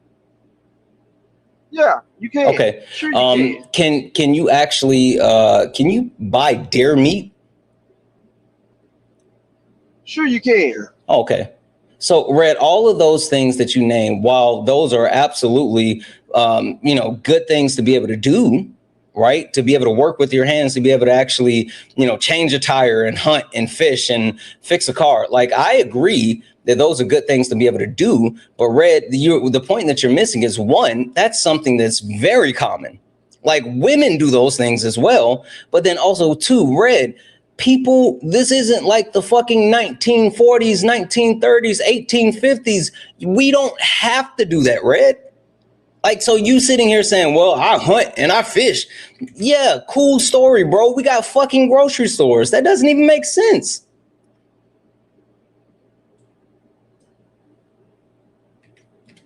We might, one day it might be over with. Shit could hit the fan tomorrow. Shit has already hit the fan. Shit has already hit the fan, Red. No, I'm saying shit could really, really hit the fan. We ain't seen hit the fan yet. And Red, most people are not prepared for shit to hit the fan. I don't think you are either. Yes, I'm telling you, I'm a survivalist. I'm ready for it, whatever comes my way. If the lights go out, whatever, I'm ready for all of that. That's what I'm saying. Like, my value as a man, it greatly.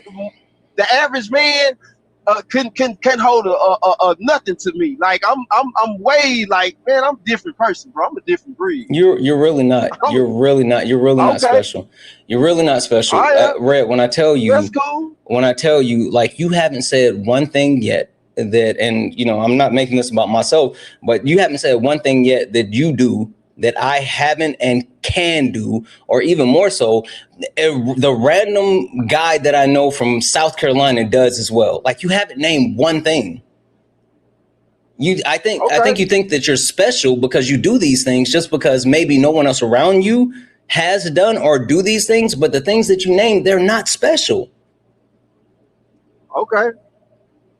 So, Red, again, the question that I have is, like, why don't you put any value in emotional intelligence? Like, the premise that you are somehow leaning on, like, oh, men do this, women do that. And just to, or not even answer your question, because you aren't intellectually curious, I'll tell you anyway. When I say I don't subscribe to gender norms and gender roles, that means that not saying that, oh, I think that, oh, like, this is this or this is that. I'm saying that I don't think that something is assigned a specific way. Are there things that I do and I don't want my wife doing? Sure. I don't like my wife taking out the trash. I've told her a million times, hey, don't touch the trash. I got that. I don't like my wife opening her own door.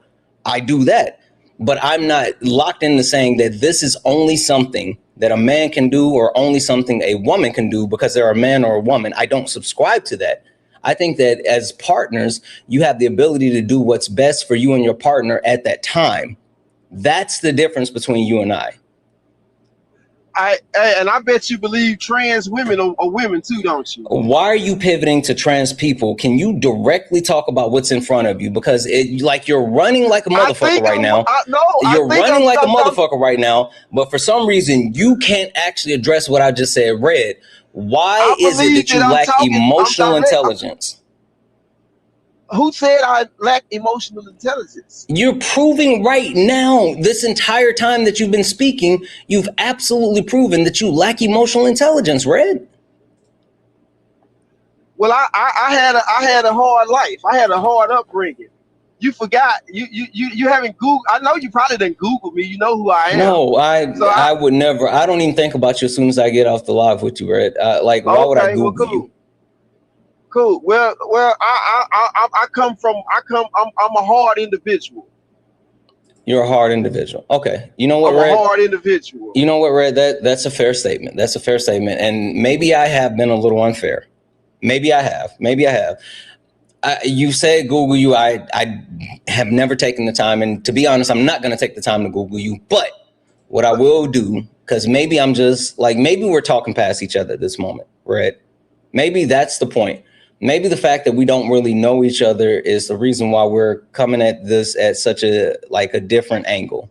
So, Brett, as much as I don't want to do this, and I'm sure the chat's going to be pissed off when I say this, tell us about yourself. No, I don't want to. Nobody gives a fuck. W's in the chat for the chat. W's in the chat for the chat. You guys knocked out that kick goal. W's in the chat for the chat. Give it up for yourself, guys. You are fucking amazing. And I got a 10-minute. And we got a 10-minute restriction. Yeah, worth it. Worth it. Guys, keep tapping the screen. We just got a 10-minute restriction. Can we knock out the Let 'em Cooks? Send your daily heart me if you have not done so. Hit that follow button. That'll help as well. We only got 24 new followers, but if you hit that follow button, that'll help bolster and protect the live.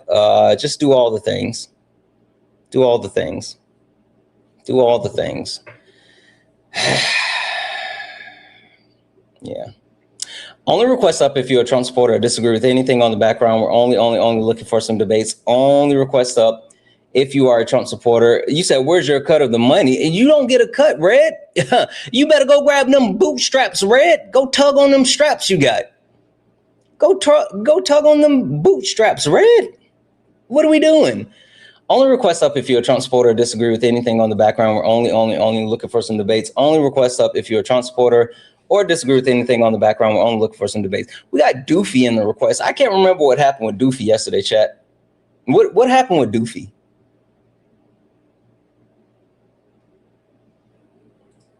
Can anybody remember what happened with Doofy yesterday? Because I don't remember that.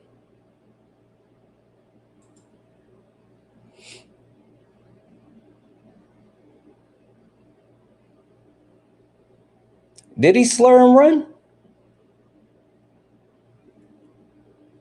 Oh, he was the one that called. Yeah, I remember that. Gator bait. Fuck off, Doofy.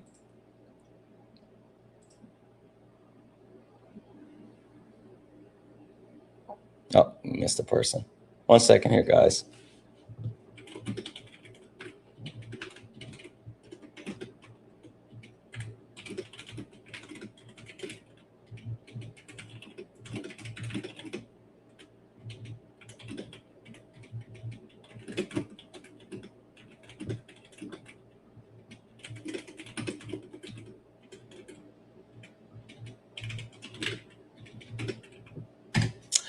Only request up if you're a Trump supporter or disagree with anything on the background. We're only looking for some debates. Only request up if you're a Trump supporter or disagree with anything on the background. We're only looking for some debates. If you're friendly, tap the screen, share the live, send your daily heart me. It's only one coin. It will boost the live and push us out to the FYP. If you're over on YouTube, Twitch, Kick, Instagram, and you would like to debate me, guess what? You can come up. You can come up. All you got to do is click that link and it'll get you in here. Let's see. David, over on YouTube, are you there? Yeah, can you hear me? Yes. David, are you a Trump supporter or disagree with anything on the background? I disagree with something on the background. Okay, perfect. Give me a second here, David. Let me get you over here on the TikTok side so people can know that you're here. Okay. And would you mind giving me like 2 seconds just to say thank you to a couple of people, and then I'll give you the floor? Yes, please. Perfect. W's in the chat for Phoenix for the $5 super chat to say, I got some extra money. Hope you have a good day today. My sleep schedule is not doing okay. I understand. Mine could be better. W's in chat for Heavily for becoming a late night tuber. W's in chat for 1B Carrie for the $5 super chat to say, I thought he said people who lived off the grid and off the land were weak under capitalism. He did say that bullshit. Dang. W's in the chat for Dylan for the $2.79 Canadian super chat to say, red is making me see red. JFC. I know that's right. Debbie's in the chat for Elisa, who added to the Kick Fund. Thank you so much, Elisa. He made me lose brain cells as well. Debbie's in chat for Olivia for the $3 donation. And he said, I'm a 30-year-old woman. I'm lucky enough to have parents to let me live in home while I save up to move out.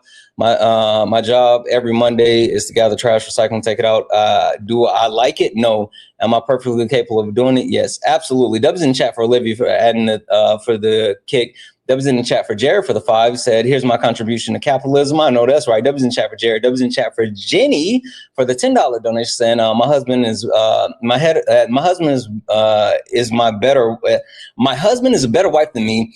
I have not cleaned the house, done laundry, or even yard work in years. We both pay bills. We don't believe in gender roles. Facts. Dub's in the chat for Caitlin for the $1. Said, I prefer to be in a partnership.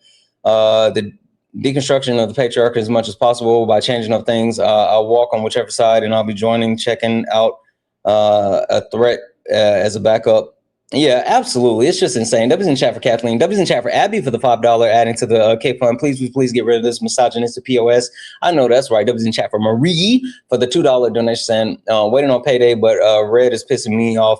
My guy, 80% of the teen boys in any of my class can hunt, fish, rebuild the engine, survive, and do it with full-time school. Like, that's the thing I was saying, Marie. Like, he didn't say anything special, which was the wild part. He was just like bragging, like, oh, this is something that no one can do when it's literally common practice.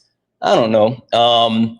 Let's see here. W's in the chat for Stacy for adding to the guest for the kick. W's in the chat for oh wait, wrong one. Hold on. Where is it? Okay, here I am. Sorry. W's in chat for Brooke for the 5 for the kick. W's in chat for Anthony for the 1 for the kick. W's in chat for Amanda for the $20 saying, please kick this misogynistic bully. We got him up out here. W's in chat for Taylor for the 6 for the kick saying bye-bye. W's in chat for Josh for the 5 said for partnerships are better relationship kick. W's in chat for Elizabeth who added $50 to the kick said pleasure to assist with kicking this donut. I know that's right. W's in chat for Tori for the 150 for the kick fund. W's in chat for Phoenix who sent $2. Said to get him out of here. I know that's right. And W's in the chat for Amanda for the $25 donation saying please kick him. You and management love. Thank you. Thank you so much. Oh, W's in the chat for Bumbleclot. Your mods banned me for a bad reason for the 10. I don't know what the mods banned you for. And then you sent me another 10 said it's grabbing it says it's my new money and I need it now. I'll check Bumbleclot. I'll check that. Let me I'll send this over. We'll definitely check that. W's in the chat for all the donos. Guys, if anyone else would like to support the live, you can do so. Cash App, PayPal, Venmo. Pay links in the link tree in the bio. Santana speaks for you. Santana speaks for you is the best way to support the live. If you're over on YouTube, you can send a super chat and I will read that out. All right. Sorry about that. David, floor is yours. Which point on the background do you disagree with? Well, capitalism versus socialism. I'm a supporter of capitalism. Okay. So you disagree with the point that capitalism has been a failure and it's time for socialism? Correct. Okay. Perfect. Tell me why. Well, I think it just when you look at kind of history, I mean, capitalist countries that are primarily capitalist, they've just overall produced a lot higher, economic growth and higher standards of living than countries that are leaning more towards socialism. Okay, so you're saying that capitalism is better because it makes more money? Well, I mean, making more money ends up translating to higher standards of living for the population of those countries. How so? Well, because, they usually people have more disposable money and they have access to more things, not just needs, but also wants, primarily wants that they wouldn't necessarily have under socialist economies. I mean, when you look at, after the Korean War, the difference in the economies between South Korea and North Korea is like the perfect example of what happens when you have a market-based economy versus a socialist state-run economy. One economy is bustling. The other one's effectively been dead for 60 years. Yeah, I disagree. I don't think North Korea is actually a socialist country. I think that a lot of people have perpetuated the name of like socialist and communism, but socialism as a whole is completely different. And even like a socialistic government is completely different. But I guess the question I have for you, just kind of keep it simple, Sally, KISS, right? Yeah, sure. The United States of America, are we the richest country on earth? Well, how would you define rich? You're talking about like GDP? Mm-hmm. Yes. Okay. Americans, individual people, are we making more money today than generations prior? I don't think so. I mean, we are. I don't believe so. Yeah, we are. Are we? Are. I thought when you made more money, I thought you meant like, can we go further with that money? But no. I haven't even gotten there because you're right. If that's the metric, then no. But you actually, you put the horse in front of the cart. But yeah, actually, that's exactly where I was going. While the United States of America is the richest country on earth and our GDP is far larger than other countries. And Americans are technically making more money today than they have before. We are still living at substandard levels when you compare like the actual overall well-being of American citizens to countries that actually don't have that same level of access to GDP or even everyday income. Right.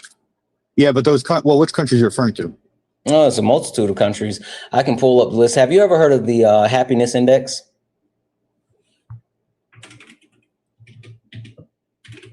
Yes. Okay. So with the happiness index, there is a multitude of countries that far outdo the US. The last time I checked, I think we were like 44. Let me pull this up and see exactly where we are.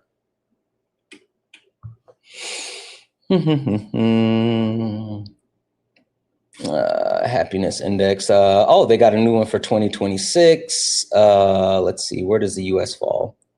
Here's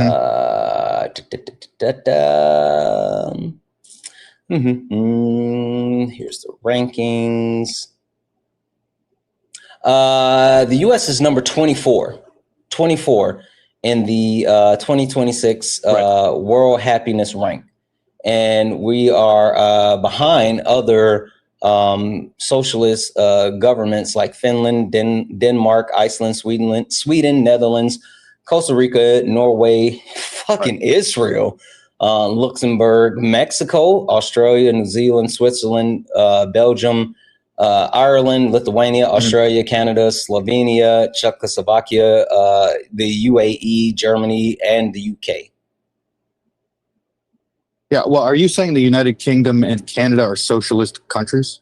They're not socialist countries. I don't think there's any true socialist countries, but there's countries that embrace socialist politics, socialistic safety nets and things along those lines. There's no truly socialist country.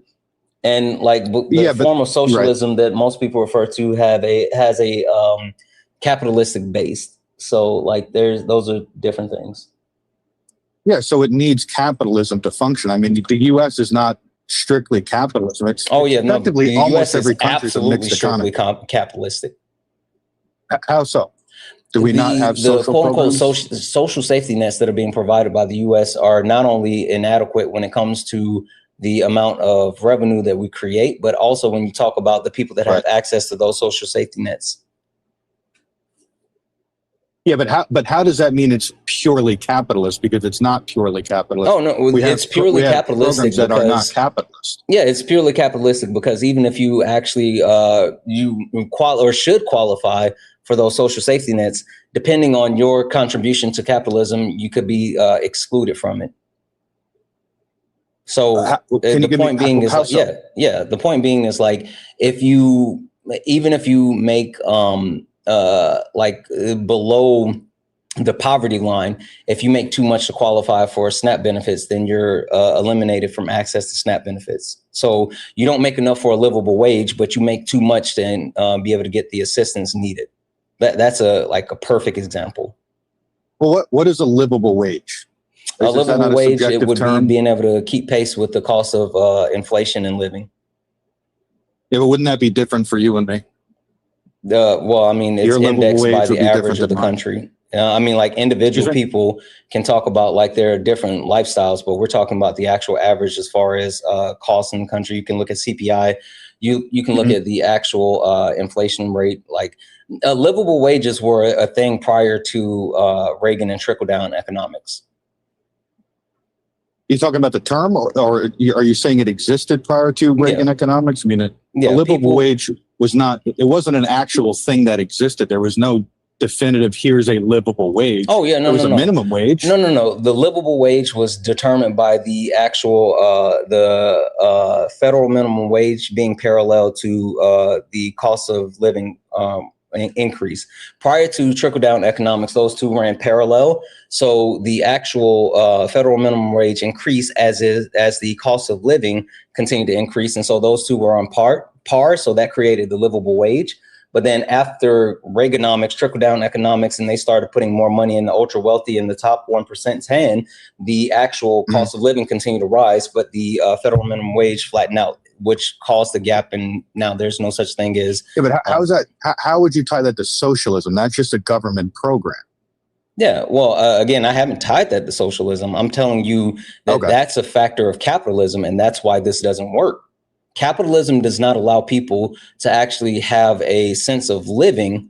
It drives and it dictates that people continue to be exploited at whatever level they're being exploited to enrich the ultra wealthy. A great example. Yeah, but these other, okay. Great example.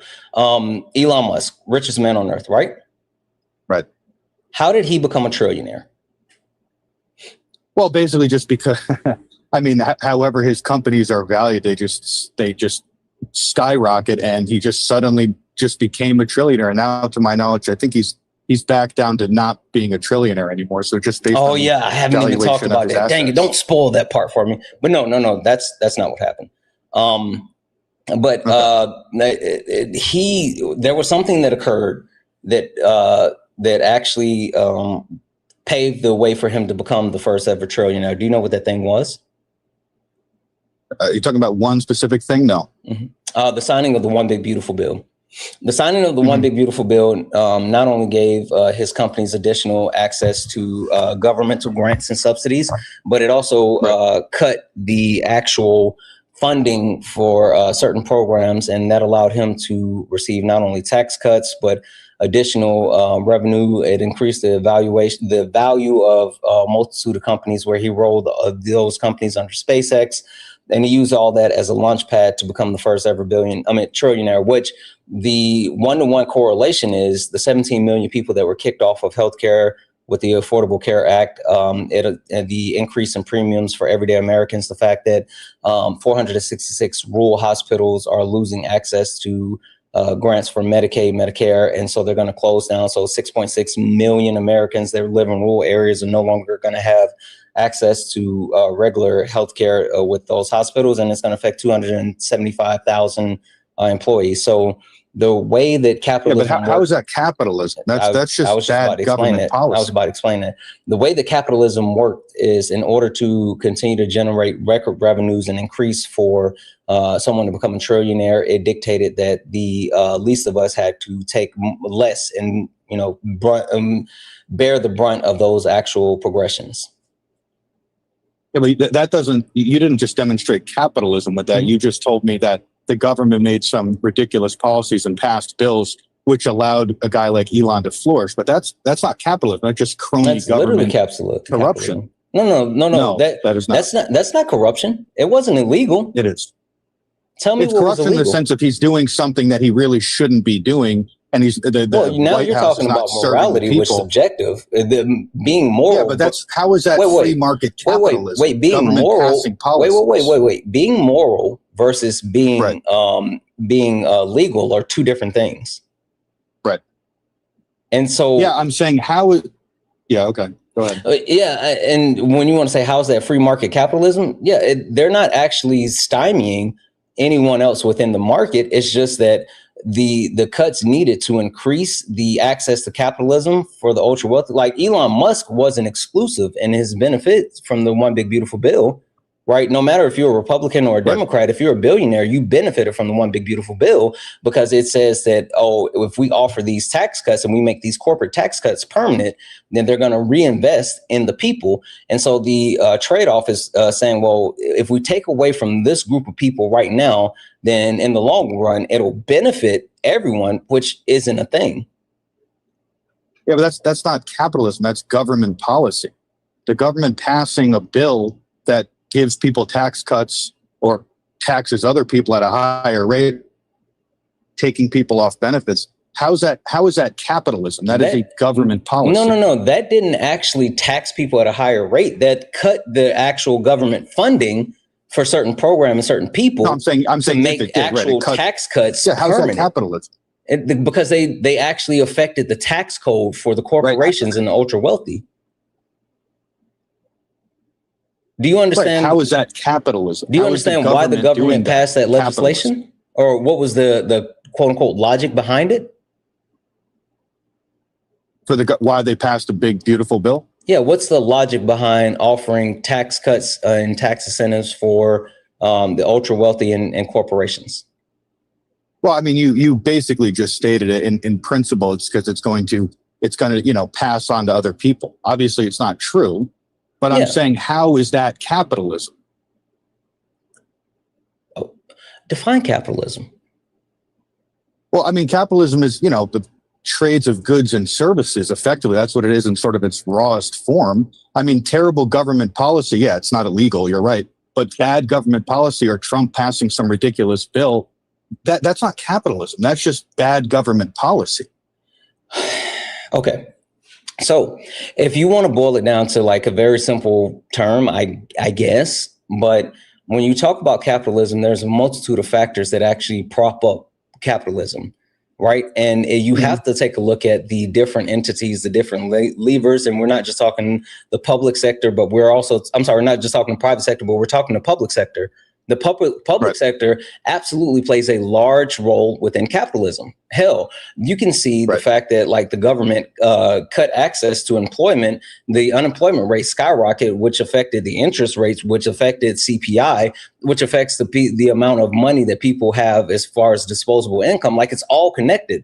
So you can sit there and say, well, that's not capitalism. It's like if you were just going to say, oh, it's just goods and services, like, but if you look at the holistic thing, of what capitalism truly is and what affects it and how it affects it, it absolutely is capitalism.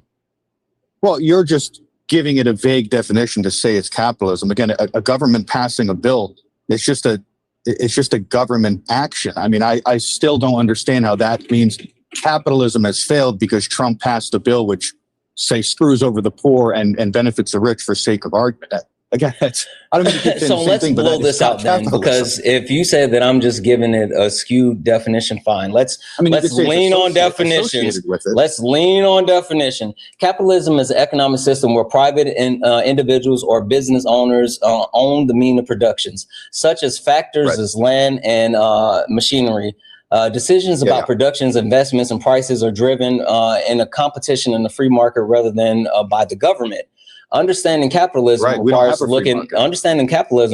the primary mechanisms: private ownerships, individuals and corporations holding legal rights to property and capital, profit motive, the primary incentive for producing goods and services to accumulate wealth, competitive markets, prices and distributions of goods to determine largely by supply and demand, wage laborers, workers sell their labor to businesses for wage rather than owning the goods of production. How does it work in the capitalistic economy? Buyers and sellers engage in voluntary exchange. Competitions between businesses encourage innovation, effectiveness, and varies while prices fluctuate to balance with what is available with the consumers. While there's pure laissez-faire or free market capitalism involving zero government control, most modern capitalistic economies are actually mixed economies, which means the state sets foundational rules, enforces contracts, and provides public goods or safety nets to regulate exercises. So, like, you can try to said it yourself. It's not capitalist. It's a mixed economy. It's the mixed. We don't have real capitalism. We have a mixed economy. I mean, by your own admission. Is a mixed economy a form of capitalism? I mean, depending on how capitalist it is. That's a yes or no answer. Is a mixed economy a form of capitalism? Generally speaking, yeah. Yes, it literally is. Right. So just because I'm not saying, oh, mixed economy instead of this specific type of socialism, like you're sitting here, that's like, I'm not going to hold you. That feels kind of disingenuous to pretend like you don't understand what we're talking about when we talk about capitalism. I want to understand your definition of it, because I don't care think, about again, definitions. A government, like you sitting here, I don't know if you could tell, but like when you start talking about definitions, I absolutely detest definitions, because definitions don't really do shit. Like you sitting here trying to lean on a definition is not going to further this conversation. Well, because then if you tell me something, I have to know exactly what you mean by that, because your definition of whatever you're talking about may be different from what is actually being discussed. I mean, again, if you can say the government passes all these bills and you hate all of them, that doesn't somehow mean it's a failure of capitalism. That just makes no sense. I gave you one. I gave you one factor. I gave you one factor. I literally gave you one factor. But I also told you I'm talking about capitalism as a whole. So if I say capitalism as a whole, does that not entail the different levers, mechanisms, and factors that would be included in capitalism? Are you asking me, does it not entail? Is that a question? Yes. Yes, it does entail it. Okay. So like we can talk about anything that's under the broad spectrum of capitalism. And yes, I'm talking about that. Like you can pull up any certain subsection of capitalism and we can talk about that. But I'm saying it's all encompassing. Yeah, I mean, but again, that goes back to it just being a mixed economy. I mean, for you to just simply say this is a failure of capitalism. Okay, so do you disagree? Okay, how about this? Would it make you feel better? Would it make you feel better if I said mixed economy, failure, time for socialism? No, it's not about me feeling better. It's about I'm trying to understand why you think how would that change this debate? Answer the question. How would that change the debate if I said mixed economy, failure, time for socialism? How would that change your actual approach to this debate? Well, I would ask you what your definition of a mixed economy is. You would go back to a fucking definition. This is so stupid. You want to debate definitions. I don't care about debating definitions because I'm smarter than the definition. And I think you are too, but I think you're being disingenuous. I'm not sitting here like David, I have no interest in sitting here reading Merriam-Webster. If that's what you're looking to do, then I'm sorry, I'm going to pass. But I'm looking for a deeper level of substance. I don't care about definitions. I'm granting you, David, I'm literally granting you the premise that you are smart enough to understand definitions and not need definitions to actually argue. Right. And I'm saying I want to make sure that you're going by either the definition or your definition. Because if you're going by your definition of something, well, I have to then kind of pick that apart and understand. I'm not going by definitions. When you say this. I'm not going by definitions. I'm going by the actual premise of the system that we live in and how it works. I haven't brought up definitions not one time because the definitions hold no value to me. You want to talk about definitions. I want to talk about what's happening within our society. Do you see what I'm saying? Yeah. Okay. Look, you know what? Fine. We can kind of restart it then. And if you want to go back to like when you mentioned the happiness index and Nordic countries, you said what? The number one was what? Finland? Yeah. Was I correct about that? Your premise was that the more money that countries make and the more money people have, the better they are. And I said, that's just not true because we generate such a large amount of money in our country and people are making more money than ever before. But the other factors that play into like the happiness and success of the people, that doesn't equate one-to-one. Well, I'm not strictly saying it's only tied to GDP. I mean, the U.S. has a lot of things that I don't think are really necessarily tied to GDP that is causing people to be unhappy. And other countries, like those countries you mentioned, the Nordic countries, I mean, look, they are very capitalist in nature. They have large, say, socialist welfare programs, if that's what you would want to call it, like a large welfare safety net, so to speak. But they are inherently more or less free market capitalist countries. And they're able to generate, excuse me? Social safety nets. I would call it a social safety net. I think they call it that too. And they have these social safety nets and they're able to afford those social safety nets because they produce enough via capitalism to have a high enough GDP to afford those things. So capitalism effectively drives their ability to provide whatever their large social safety net is, unemployment benefits, my point being is, are you saying the United States of America doesn't? Well, we don't do it quite to that extent, but I mean, we do it in some ways. We have some programs. What's the difference between the amount of revenue the United States of America is able to generate versus the revenue that these Nordic countries generate and what they can actually provide for their people in their country? You said, what's the difference between how much they generate? Did I get that right? Because you cut out for a sec. My apologies. Yeah. Like, okay, hold on a second.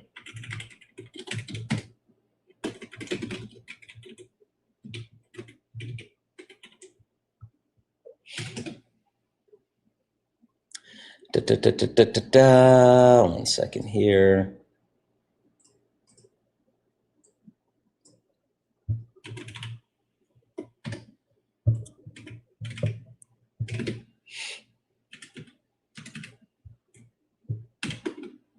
Okay.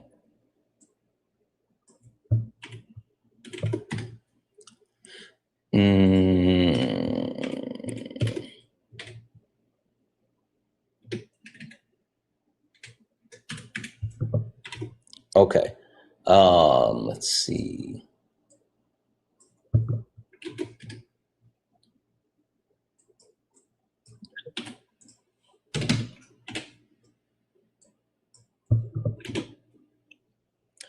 All right.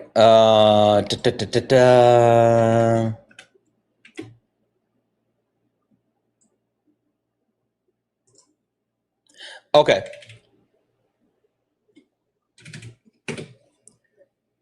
Oh, okay. Hold on. That's exactly what I needed.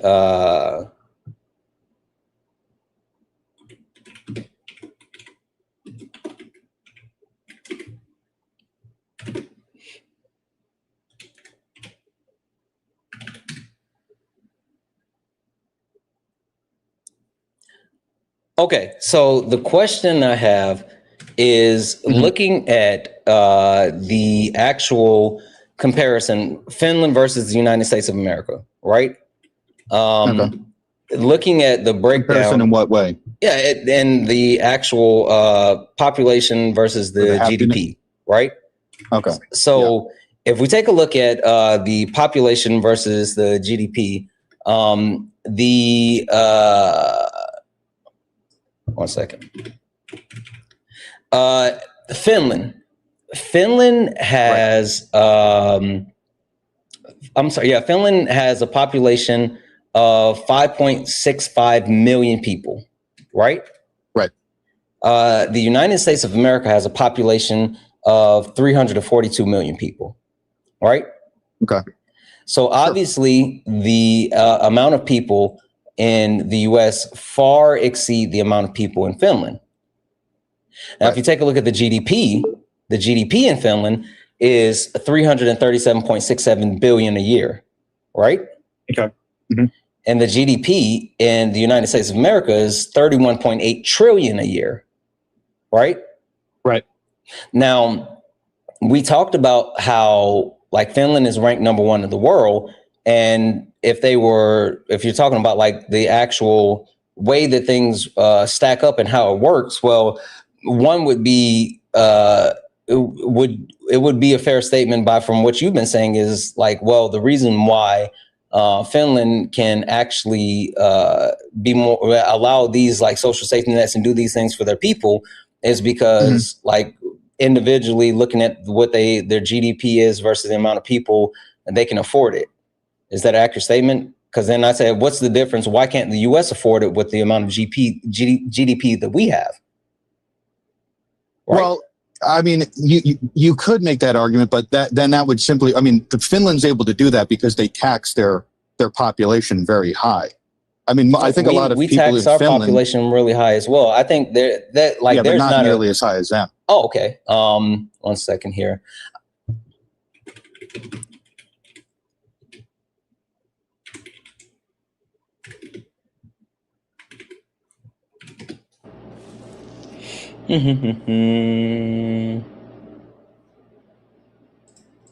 One second here.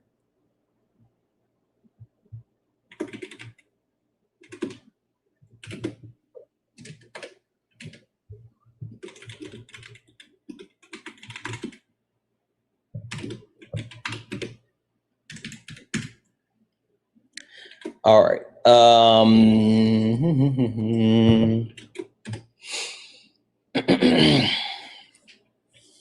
So the tax rate in Finland ranges from 20 to 50%, and the 50% goes for the high earners, right? Well, what's the high earner there? I don't know. We'd have to look that up, but I don't want to go back to that just yet.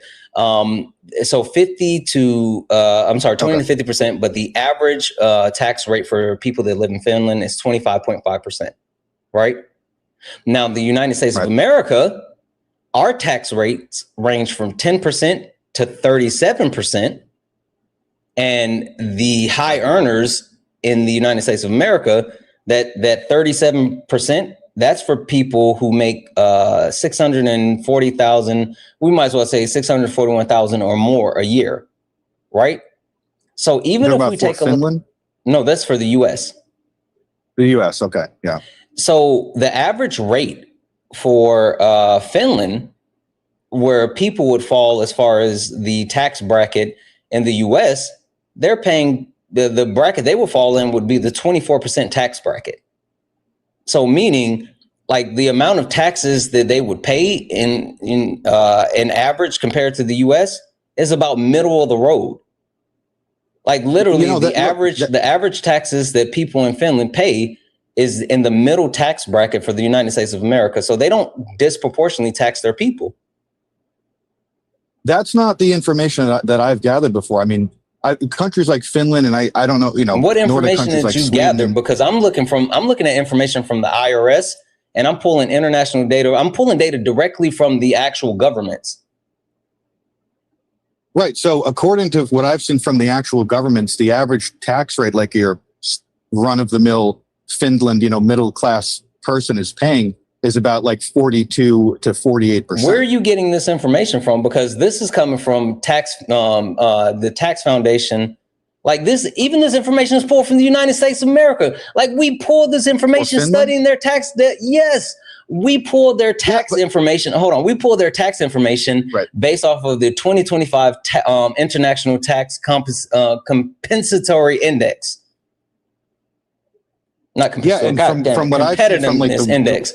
And even they said Finland ranks number 24 overall as far as taxes. Yeah. So literally our government has done a deep dive on the taxes in Finland, and our government sources, the sources that I have from the IRS and from the tax foundation is literally saying you're wrong. Mm-hmm. Yeah, and again, from the source, I mean, like the World Bank and the OECD say that Finland is paying it's over 40%, and it's not just Finland. What did I say about the actual range for Finland? Well, you said the range from what 20-something percent, 20% to 50%, depending on high earners. Right, and the average is 25.5. The middle class is still paying is like over 40%. No, it's not. The middle class is paying 25. Give me your source then, because again, I'm looking directly at taxfoundation.org, and this is Finland's tax rates and rankings, and this is a complete comprehensive breakdown based off of 2025. So give me the source that you're saying that the middle class in Finland is paying 40%, because that's not a thing. From what I looked up from I didn't look this up today, but I've done brief reading in the past, and according to give me your source. You keep telling me what you looked up in the past. I gave you my direct source just now. Give me your source. I believe according to the OECD and the World Bank. Okay, so OECD, what's the title? The OECD, I don't remember exactly what the title is. Okay, then what's the title for the World Bank then? I believe it was just called I don't know the exact title. Again, I didn't look this up right in front of me. I'm just telling you from what I've read in the past, these countries do have a much higher tax rate than middle class Finlands are not paying 24%. They're paying close to half of their income. Yeah, even in taxes. Yeah, even the information I'm pulling up, this is right here. This is the World Bank measurement for Finland. Even they're saying the same thing. They're looking at profits, and then they're looking at the actual tax rate. They're looking at the profits. The World Bank gave a breakdown. This is from, holy smokes, this is from 1972 to 2024. So they're not even looking at the 2025 data. But even looking at the 2024 data, Finland, the tax rate for Finland is 26.8%. And I just told you the average tax rate was 25.5, but the 26.8% is actually down from 2023. At 2023, it was 27%. 2024, there was a massive jump from, there was a massive jump from 2022 to 2023. from 18.1% to 27% in Finland, but they're going back down in 2024. And so in 2025, it's 25.5%. So you're just wrong. No, again, I mean, look, the things I've looked up did not say that those were the numbers. I mean, maybe your numbers are conflicting with the ones that I've seen, but I've seen ones that, again, okay, I pulled up your source. Like, I'm literally looking at your source. You told me to go to you literally told me go to the World Bank. I'm at the World Bank group, and I'm specifically looking at taxes on incomes, profit, and capital gains, percentage of revenue, Finland. And I can look at any country. So I pulled up the source that you gave me, and your source says what I said. Like, your source is literally telling me I'm right and you're wrong. Look, all I can tell you is what I remember reading from that source. And again, it wasn't. Why can't you just admit that you're wrong? Maybe those numbers, I'm trying to explain, maybe your numbers are right. It's just from what I've seen and from what I've come to understand. You can't prove it because I pulled up your source and your source said that you're wrong. Your source literally said that you're wrong. Can I explain? Or can I at least talk? These countries, these Nordic countries, I mean, they do not pay a low tax rate. No one's ever made this argument. That's absurd. They've always been known to pay close to 50% of what they have to pay in taxes from whatever they're making every year, because that's the only way they can fund these massive programs for such small countries. Like the countries themselves. What's your source? I don't have one right in front of me. Okay, so if you don't have a source, then maybe stop saying that shit. I'm looking at from 1972 to 2024, the highest tax percentage. The average highest tax percentage in Finland was in 1976 at 35.4%. That is the highest average for Finland since 1972. Unless you have something that disputes the information from the World Bank that you told me that was your source, unless you have something to contradict what the World Bank is saying, then you have to stop saying that. I'm not saying that people haven't paid 50%, because again, the information I gave you was the highest end, the higher earners pay up to 50%, but that's not the average for the normal Finnish person. Well, look, so I looked it up. Okay, because maybe your number's right, because I haven't, again, I don't have the source I told you, I don't have it right in front of me, but I did just Google it very quick because I don't have the time to do a deep dive.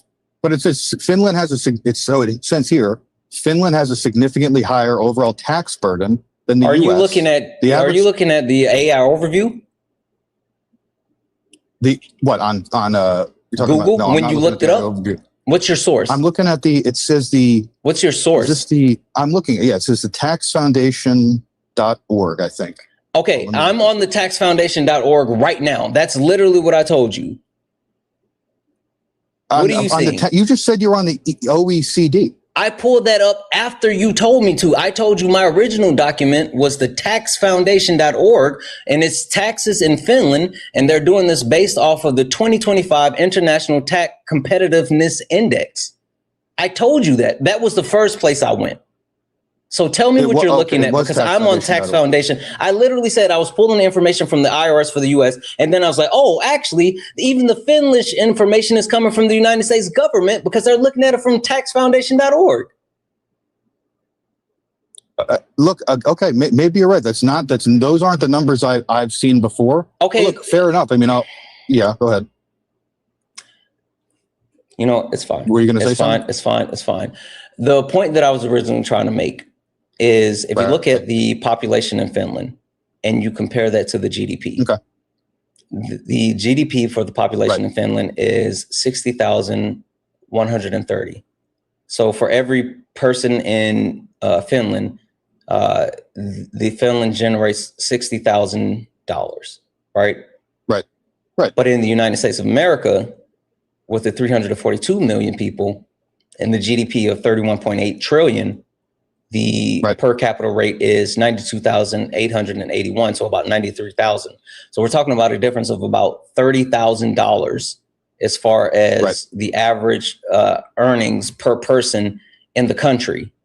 And then if we take a look at the actual tax rates, looking at the actual breakdown, again, the current average is 25.5. That falls in the middle of the road when it comes to United States taxes. right? They would make them a middle income earner paying in the 24% tax bracket. So the question I have now is if Finland is able to fall at number 1 of the happiness index while providing a multitude of social safety nets, but also having a lower overall GDP and a lower overall GDP per capita than the United States of America, then why can't the United States of America provide those same things that Finland provides to their people? Well, I think because I think it's a lot easier for a country to do that when they have a small population of only 5 million people that are more or less mostly the same. They're a very homogeneous The population nation, has nothing to do with this. We've accounted for per capita, right? Like we've literally offset population size by reviewing the actual cost per capita. Like that's the one time per capita actually really works. But so in these Nordic countries, it's not just GDP that determines their happiness index. There are other factors that determine. I mean, I think it's hegemony? Like their general health. I don't know if hegemony. You started I don't talking know about if hegemony. that's necessarily tied, right? But I don't know if that is actually tied. That's just from what I understand. They are home. I'm not saying it's tied. I'm saying they are a homogeneous country.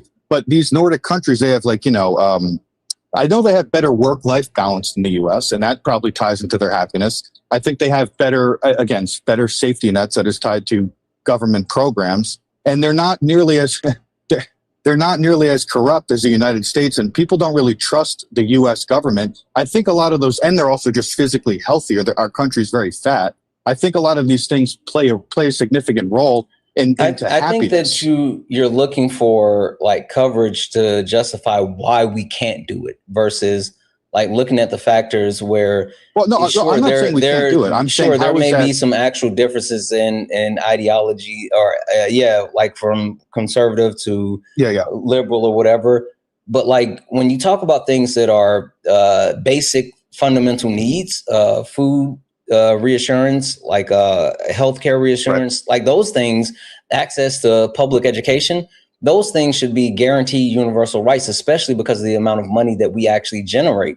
But see, the thing is that capitalism doesn't allow that because capitalism demands the increase in profits. So you can see companies making record-breaking profits, but still cutting people in order to continue to grow record-breaking profits, i.e. the WWE.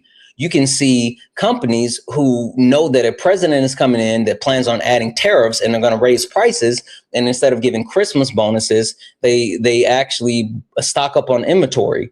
They take care of their bottom line before they take care of their people. They fire people in order to make sure it doesn't cut in their profits. Literally, people keep talking about like AI and the AI bubble and what's happened.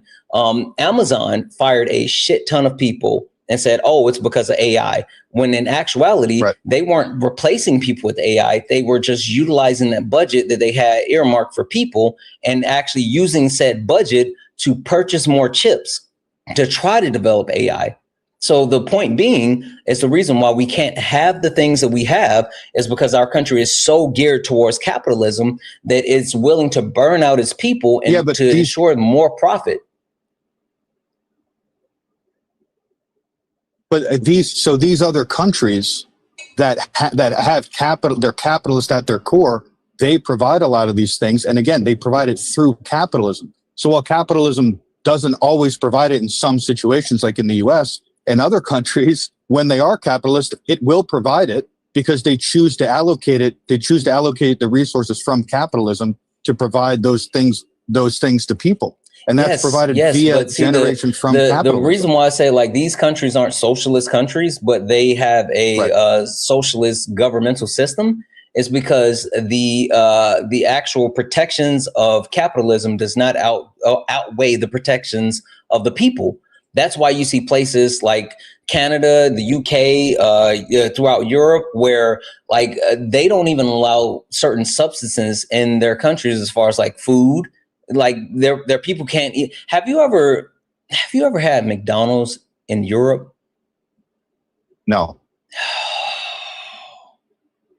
First of all, fuck McDonald's because, free Palestine till it's backwards. But prior to like not going to McDonald's, I went to McDonald's in Spain and the quality of the food is unmatched. The quality of all of the food, even fast food, in other countries where their government restricts the amount of substance and the items that you can place in their food. You talked about, oh, our country is fat. Our country is fat because our government believes in capitalism, and they say that you can put red 40 dye in our food. We're fat because they don't have regulations around pesticides. They keep deregulating things to cut costs, to increase profits, where other countries keep saying, nah, you know what, making money is cool, but we can't keep making money if people are dying. Yeah, so these other countries that have these regulations, I wouldn't define that as socialism. That's just that's just government policies to, stave off unhealthy things like that. But that, I wouldn't tie that to say, oh, look, this is an example of socialism working. That's not what I'm saying, because I've clearly stated that there are no actual socialist countries. Right, I'm just talking about a socialistic governmental system. Let me ask you this: if I actually start talking about what I mean by true socialism, it would break your brain. You would have an amygdala response, and we wouldn't go anywhere. Like, we've already been bogged down by definitions. If I told you what I really meant by socialism, you would lose it, and you would say that, I'm a fucking communist or a Red Scare. It's like, I don't think that it serves you. Well, because you'd be pointing to something that can't possibly exist, and it sounds great on paper. Why? Well, then demonstrate how it Why could can't exist. We put it into practice? Utopia you're saying it exists, because if it could exist, humans would already have geared towards that, because we tend to go towards systems that work for people. No, we don't. Yeah, we do. No, we don't. We just proved it with a lot of the Nordic countries. We literally don't. These happy. Social structures that have been put in place predate the ideas that we have. Like, you can sit here and talk about, like, oh, we gravitate to this. You know why? Do you know why capitalism was put in place? As humans, we do. Do you know why capitalism was put in place? Put in place by who? Are you saying it's put in place by an individual person or a group of people? Yes. It naturally formed. No, it didn't. No, the fuck it didn't. Capitalism naturally No, the fuck it didn't. No, the fuck it didn't. It does. No, it doesn't. Capitalism is tied to racism, right? Race and racism was created to further capitalism. You know what precedes capitalism? What's older than capitalism? What? Feudalism. The way that we have the patriarchal system, the way that we have created the structure where men are the quote unquote leaders and women are the quote unquote docile portion of people, like the way that the gender roles and norms were put in place, like feudalism precedes capitalism, which precedes racism. Like, being able to talk about these things and dismantle these overarching systems is how you address that. But don't pretend like this has always been. Like, these things were created and driven to actually further other causes. But like, you don't know these things.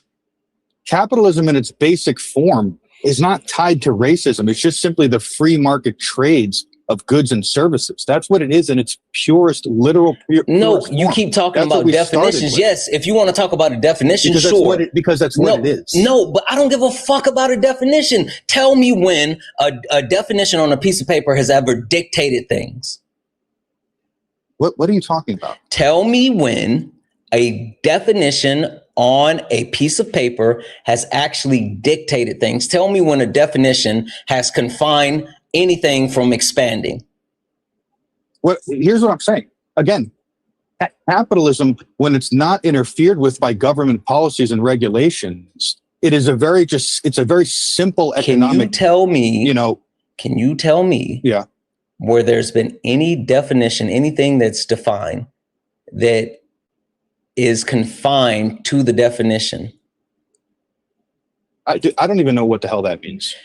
Meaning, just because the definition of a thing, does that mean that that's the only thing the thing can be used for, or the only way that it can function? Can I give you an example? I mean, I don't think so, because that's not how humans work. That's not how things work, period. Also, like, you're so stuck on definitions. Hey, are definition prescriptive or descriptive? I don't know. Descriptive. Who creates definitions? I'm not even sure where you're going with this. Right here. Who creates definitions? I have no idea. Are you talking about some specific individual? The way the definitions Who creates are created, economic systems? Humans. What's your point? The way the definitions are created is they're based off of how words are being used at that time. Right. So for you to sit here and say, well, that's not the pure definition of capitalism, that's just literally how the actual term is being used at this time. Again, you keep running back to definitions, and I'm telling you, you leaning on definitions it's done nothing. Nothing, because if you want to talk about definition, if you want to talk about definitions, then we're only talking about shit on paper. We're not talking about the practice of anything. That makes no sense. Well, yeah, but here's the thing. But you just kind of disproved your own point, because by your own admission, the system that you think can exist, it's apparently only existed on paper because it's never existed all throughout history. This thing that you tell me you don't want to explain to me. I'm telling you the definition, definition only exists on paper. And that's why I'm saying you sitting here saying, well, that's not the definition, does nothing. That's why I've been trying to talk about the actual intricacies of the actual thing. Like, that's why I keep talking about the different factors and functions and levers and how it actually works together and all this other stuff. But you want to stick to the definition. That's what I'm saying. You don't get it because we're talking about more than definition. So how does the system that you support, how can it exist? If you told me it's never existed, because you can't point to any time when it's ever actually apparently been implemented. So how could it actually work? I don't even know if you're willing to tell me what it is. I'm not. How can it I'm work? legitimately not interested in telling you this, because if for some reason, I don't know if you are being intellectually dishonest or you're just not capable of getting it. But I feel like if I explain this to you, it's going to be a waste of my time, and I don't want to waste any more of my time. So you just don't want to defend it? You don't want to defend your own position? No. I have no issues with actually quote unquote defending it. I just have an issue with quote unquote defending it to you. I don't think you're worth it. Like, I'm just being serious. I'm not being mean. Okay. I'm not being mean. Okay. I'm not even being an asshole. I'm telling you, at this point, I've determined either you're not going to be able to understand it or you're going to be disingenuous. Either way, I have no interest in rage baiting myself. So I'm not going to do that. It's not about, I'm not trying to rage bait you. I said rage baiting myself. I didn't say you rage. I'm talking about me. I know for a fact that if I sit here and I explain this to you in a conversation, dude, that's on you. I'm just asking you. If I sit here and explain to you, if I take the time, energy, and effort to actually give you this information and run through the details of it, and then either you just like, oh, well, that's not the definition, or you're just like, well, that doesn't equal two, then I'm going to piss myself off because I would have a higher expectation than you're able to meet. And that's how I would rage bait myself. I would expect you to be able to meet this level, but knowing that you can't meet this level, because one of two things are true at this point. Either you intellectually cannot engage with what I'm telling you, or two, you're disingenuous. Regardless, if I go through all of this and then we get there, then I'm going to make myself mad. You're not going to make me mad because it's not a you issue. It's a me issue. And I'm not doing that. Okay, so by your own admission, you just don't have the emotional capacity to just have a conversation. No, by my own admission, I have a hard time dealing with stupid people. And you're going to make yourself mad? I mean, dude, you're not a little kid. You're an adult. By my own admission, tell me what I absolutely have a hard time dealing with stupid people, because you know why? People like you are ultra-crepidarians.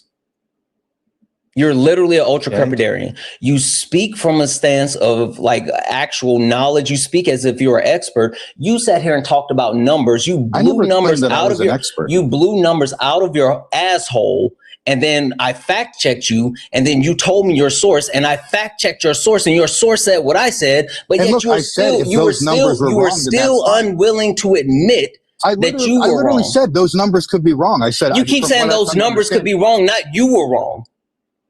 Okay, if I was wrong with those numbers, that's fine. Like I said, that's what I've come to understand in the past. But if the tax burden is different than what I've seen it actually is, fuck out of here.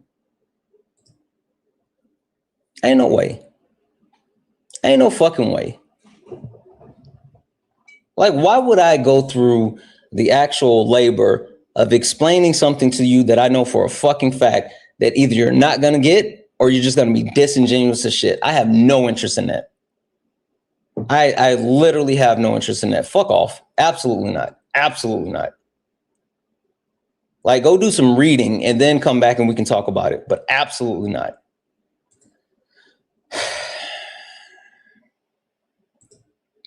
I will say, kudos on me.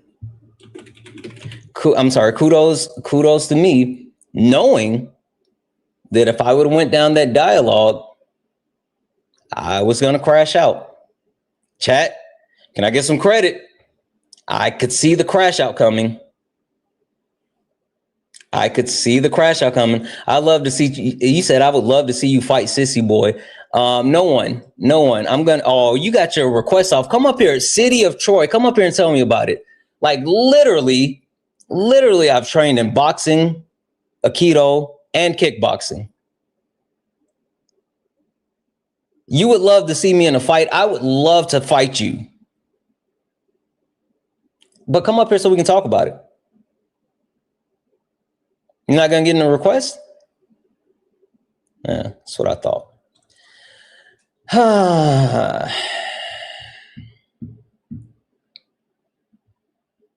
This is like these people. I don't know.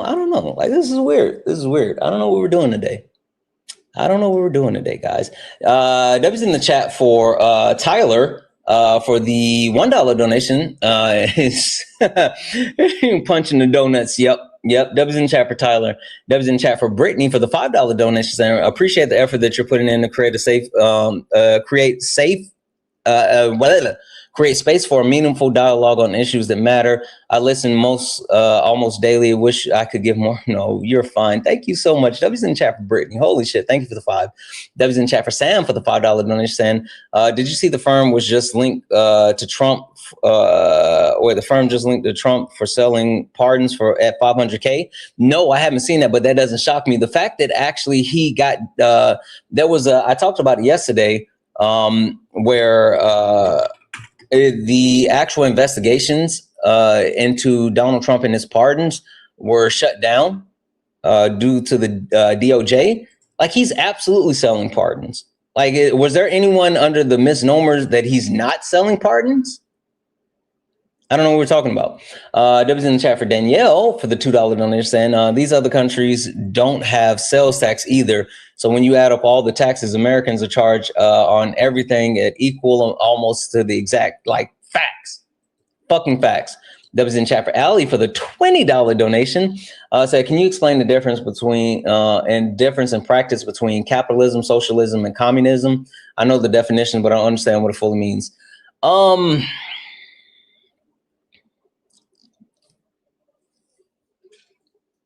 No. And W's in chat for you, Alice. Thank you for the 20. Only reason I say no is because literally that might be the topic of late nights next week. I will tell you that. Like, that's a conversation that I've been having, and I'm like, this needs to be a late night topic. And we need to break that down. We need to break down capitalism, socialism, and communism. So that might actually be a topic next week. So I don't want to give up the goods just yet, Ali, but I promise you, as soon as I pick the date, I will make sure that you know when we're doing it. But good question. I'm sorry, Ali. I'm glad you'll be there. I'm sorry.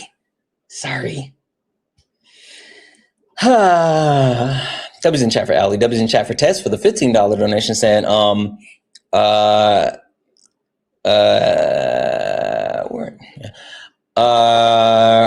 Aaron Day today, so listening, but how many L's is the Trump administration going to get within 24 hours? It's beautiful.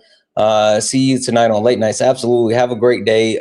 Let the chat say, tell the chat I said I love them and miss them too. W's in chat for Tess, guys, and Tess says she loves and miss you guys. That's what Tess said. W's in the chat.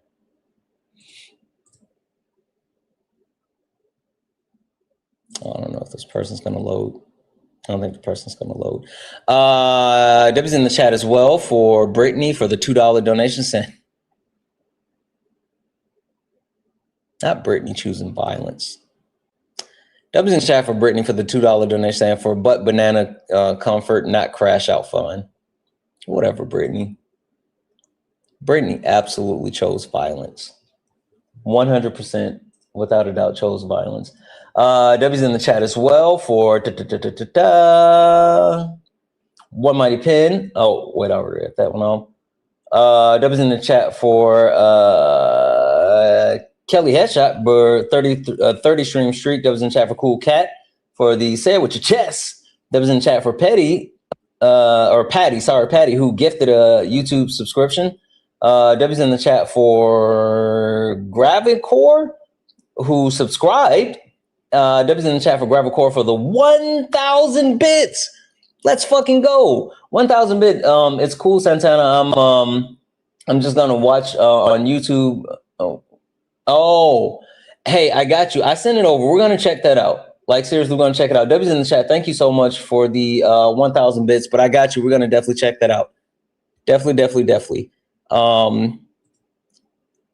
was about to say, we've lost like 200-300 people since you left. I mean, since I sent it.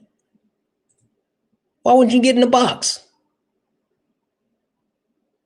I literally sent you a request.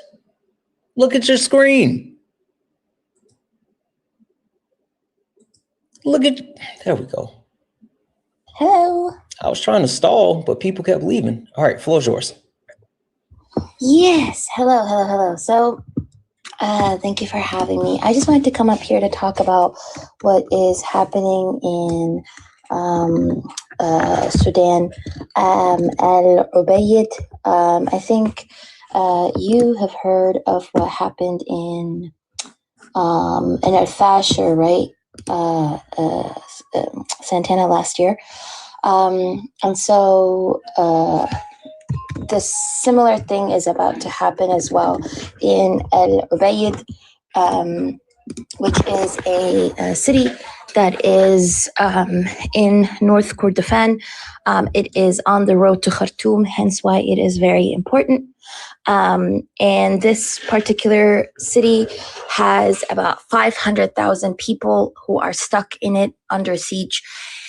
And all human rights experts are ringing the alarms, but I'm not seeing many people talk about it, like at all. Like whether it is mainstream media, whether it is on social media, I'm not seeing anyone talk about it. And so it is in famine. Sorry, I'm not trying to recollect myself. I just got out of washing my hair. It is under severe siege pressure right now. It is getting regular drone strikes, and all the access routes in and out of Al Ubaid is has shrunk exponentially. Just yesterday, the RSF had again drone striked a market, I think, or someplace in Al Ubaid. I'll send you the photos as well, like about 12 people. There were 12 casualties. And this has been the case every single day, by the way, for the past couple of weeks. And this is exactly what RSF did. So how they end up attacking a city is that they completely encircle the city, and then they siege it with via drone strikes for a couple of weeks to weaken the city from within. They have struck almost all the important infrastructure. There's barely like healthcare facility. They struck the power performer in the city. So there's power outage there. There's no food. Aid access has become extremely limited. And there's fuel shortage. There's rising food prices. There's barely any medical supplies. Again, when USAID was shut last year, over 80% of the food kitchens in Sudan had already been shut. So that is the level of impact that it had, the abrupt shutting down, the closure of USAID, and now it's even getting worse. When Al Fasher was falling, it was also in a similar situation, and there were about 250,000 people who were still in the city in Al Fasher, and the RSF was able to unalive 60,000 people in 3 weeks, and up until now, 100,000 people are missing. Just 100,000 people are unaccounted for, never seen after that. They're just completely missing. And recently, you guys might wonder, why the hell are we not hearing about this in the mainstream media? And that is because the UAE has massive labor lobbying power. There was an article that was released by The Guardian, and that was Nathaniel Raymond, who is an American human rights investigator at Yale University that has been following the Sudanese G-side since the beginning and has been also even updating with satellite imagery showing the bloodstains from satellite imagery. And he confronted the UK government, the Foreign Office in the UK government, because it was revealed that Ethiopia, who is involved because it is also training RSF members, the entity that's doing the G-side, that the British government had received intelligence that Ethiopia was supporting the G-side in 2024.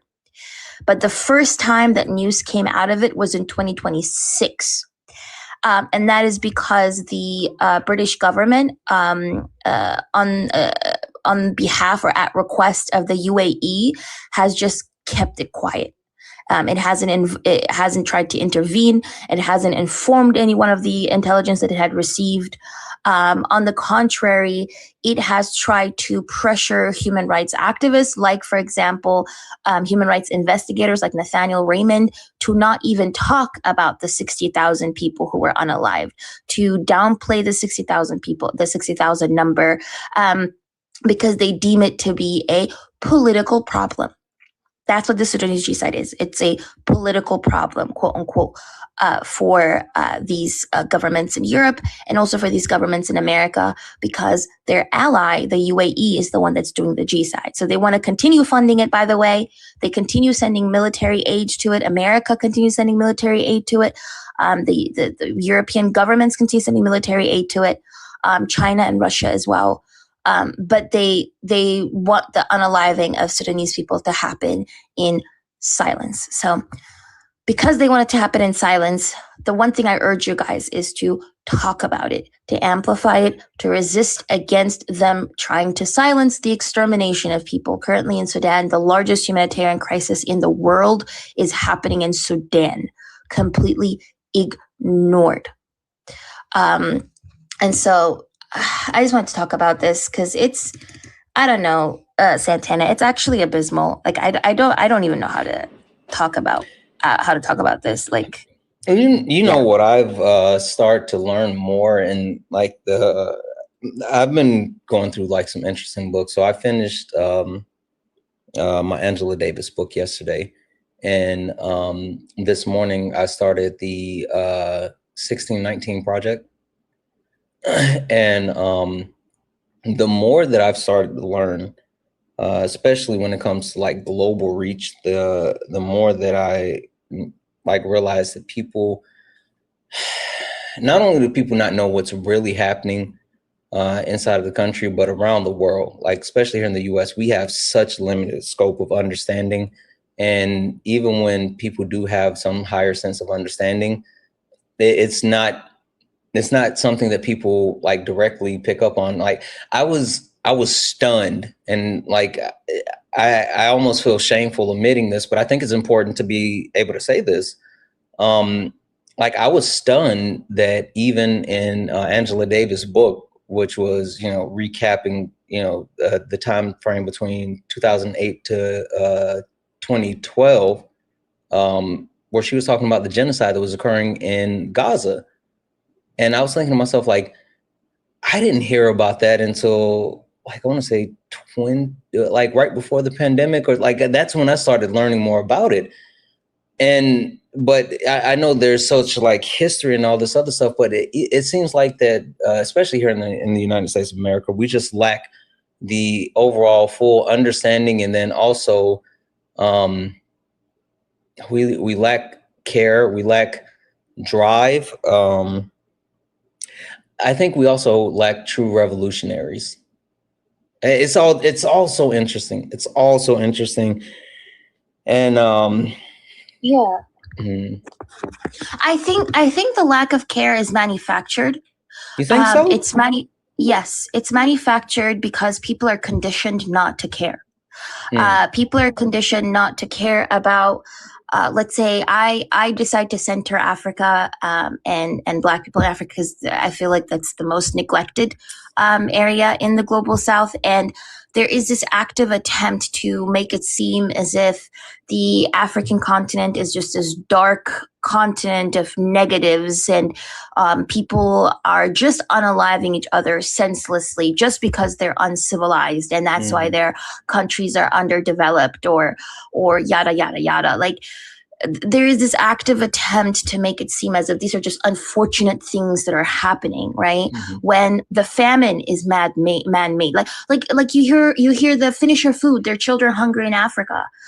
You go to the bus stop or whatever it is, everywhere, even in Europe, and you see posters of like hungry African children, and then it tells you like, donate $1 or €1 a month and save an African family.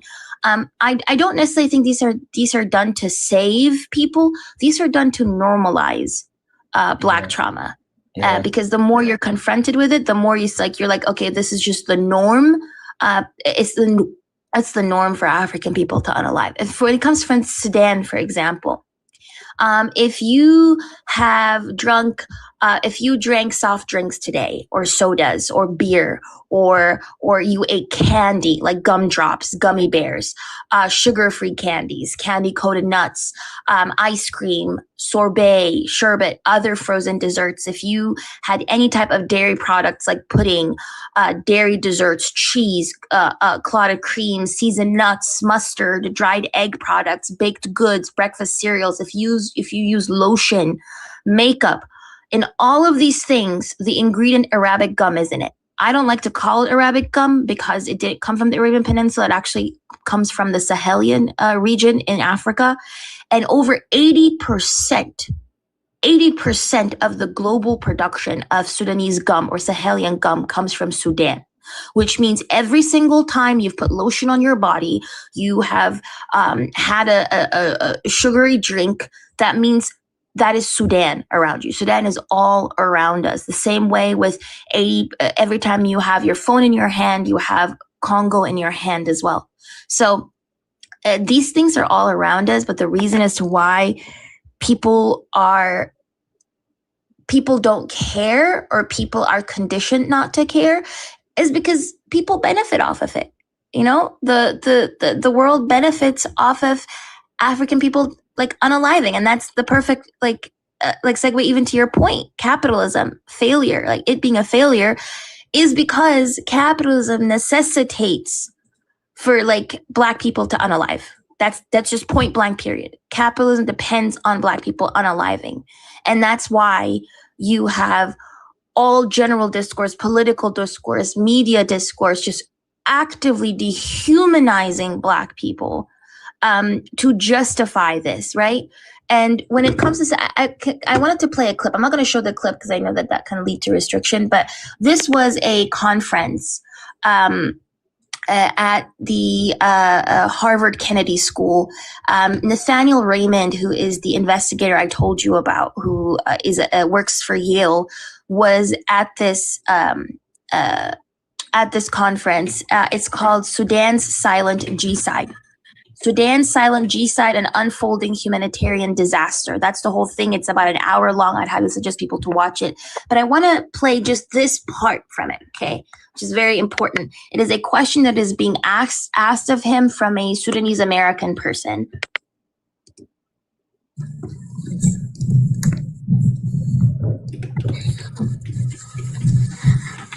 Thank you so much for having this forum. As a Sudanese national, I believe our conversation is not being had often enough, or even given a light of day in terms of media attention and given just an opportunity to discuss it. So thank you, Sahar, and everyone involved for organizing this. I really appreciate it. My name is Sarah. I'm an Sudanese national, born and raised in Qatar, currently at the Harvard Graduate School of Education, pursuing my master's in education and entrepreneurship. My question is regarding accountability. So Yasser, you've very nicely alluded to the fact that, this war is bigger than just internal conflict. Nathaniel, you've discussed in great detail the the depth of what is happening on the ground in Sudan. But I feel like there's not enough conversation happening about the external factors and the external players at play that are kind of allowing this to proceed, the international community's complacency, the external actors that are very much involved but are not being part of the discussion. And instead, we have a rhetoric or a narrative of this is just another African genocide. Africans like to kill each other. So this has kind of contributed to the international complacency regarding what's happening in Sudan. So how much do you feel a reframing of this narrative will help us reach a peace solution? And why are we not doing that as a community? Thank you very much. Oh, do you want to take that one? Sarah, you nailed it. I hate when people talk about Sudan and say forgotten conflict. No, it is a intentionally, willfully ignored one. Let me put it in one sentence. The people who are dying right now in places like North Darfur and elsewhere in Sudan are dying because the United States, Europe, and other allies have made a choice that our diplomatic, economic, and security relations with the United Arab Emirates matters more than their lives. And then, to quote Frederick Douglass, as I do all the time, about his famous quote on the abolition of American slavery, power concedes nothing without demand. There's been no demand here from the American people. 20 years ago, we were chanting in the streets and had lawn signs that said, "Save Darfur," and people were doing lectures from the pulpit, sermons from the pulpit on Sunday. There's none of that now. And that was even before Gaza. And so the point is that we have no political demand, combined with the fact that we have made a decision. And I know I've been in the rooms. We've briefed Security Council 7 times now. I've been to London with the British government, France. I've been doing the shuttle diplomacy. Solving this war with accountability for the role of outside actors, and not only UAE, but primarily UAE on Rapid Support Forces side, Iran, Egypt, Turkey, Russia play on both sides, which is amazing to watch them do it. The point is that this is not a forgotten war, it's an ignored war. And it's a war where we have decided that the people of Sudan, their lives matter less than the larger diplomatic and economic interests at play. That's just the fact of it. And until you all, I haven't been seeing many students out in the street here, start saying something about it, it's not going to change. Yeah. I felt like that was, I don't know. I agree with him fully. It's something that is being intentionally ignored. And the media is intentionally ignoring it because they value the UAE more. There was an act that was introduced into Congress. I think it was called the Save Sudan act or whatever it is. I'm not sure, but it happened in the beginning of this year. And the GOP rejected it. It kind of like just struck it off because they said that they did not want to implement an arms embargo in the UAE because for them it was much more important for the UAE to be able to defend itself against Iran than what's happening in Sudan. They don't care. So, and I think this is why you're not listening to about it in the mainstream media because it's intentionally being ignored. And also people just don't feel empathy for Black people. That's just, it's like there's a racial empathy gap. Like you see a Black person, you don't necessarily feel like you empathize with them. You're like, okay, well, unfortunate. Sorry. We're just going to sing another We Are the World, We Are the Children song. And then that's it. And yeah, that's why I keep talking about this all the damn time. There was another article that I read that was very, very worrying. And in that article, it basically said that the RSF had detained about 20,000 people in one single prison in Nyala. These were children, these were women, these were elderly, these were just innocent civilians who were detained. And Serbian and Colombian doctors are on the ground harvesting their organs. What do you do to this? What do you say to this? What do you say to the fact that you have Serbians and Colombians who are on the ground at this facility who are harvesting organs from the detainees. And then after they harvest their organs, they bury them secretly to destroy forensic evidence. Mm. And then people sit here and say, oh, this is a civil war. This is just a power struggle between two generals. Then why are they there? Why is there a whole harvesting or like organ harvesting network that has been built? There was another day when I read that they even made blood banks, Santana. They literally also created blood banks where they're actively detaining Sudanese people and taking their blood. Like, what world do we live in? Not only are they taking the resources, they're taking the land, they're taking the organs, and they're taking the blood.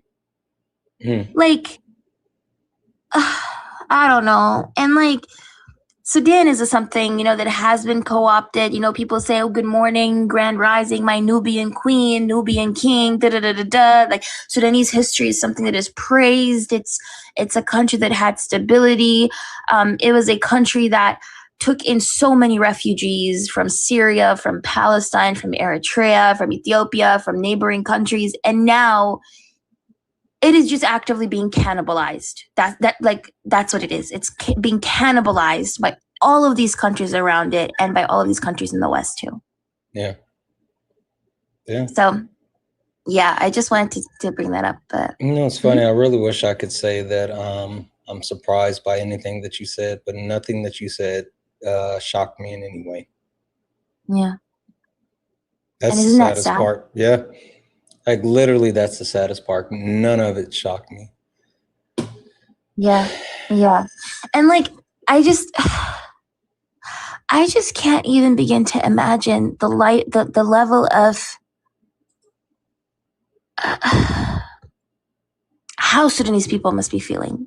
Like, Sudanese people in the diaspora who are practically seeing their people getting cannibalized and nobody cares. Mm-hmm. Sorry, I didn't mean to get emotional, but like, that is just the first thing that comes to my mind. It's like, oh my God, you have Sudanese people all around you. Like, you have maybe Sudanese doctors, Sudanese like employees, Sudanese employers, Sudanese students. Like, there's so many people around you, and you don't even realize how on the inside they're thinking to themselves, I'm nothing but fuel. Like, my people are nothing but fuel for this system, and nobody even gives a shit. There are no protests, there are no boycotts. You still see people saying, oh, come to Dubai, Dubai chocolate, Dubai this, Dubai that, and glorifying this entity that is literally cannibalizing Sudanese people. And there was a sham of a conference in April in Berlin, where they were like, oh, we want peace for Sudan. And they were like, we want to end the war in Sudan. We want peace for Sudan. And they invited everybody but Sudanese people. There were no How are you creating a conference claiming that you want peace in Sudan, but you don't even invite any like legitimate representatives from Sudan? Do you know who instead was invited? The UAE. They invited the entity that is literally doing the genocide, but not the people who are being genocided. Like, this is the level of depravity that I can't, I don't know. But I just wanted to say that. That's all.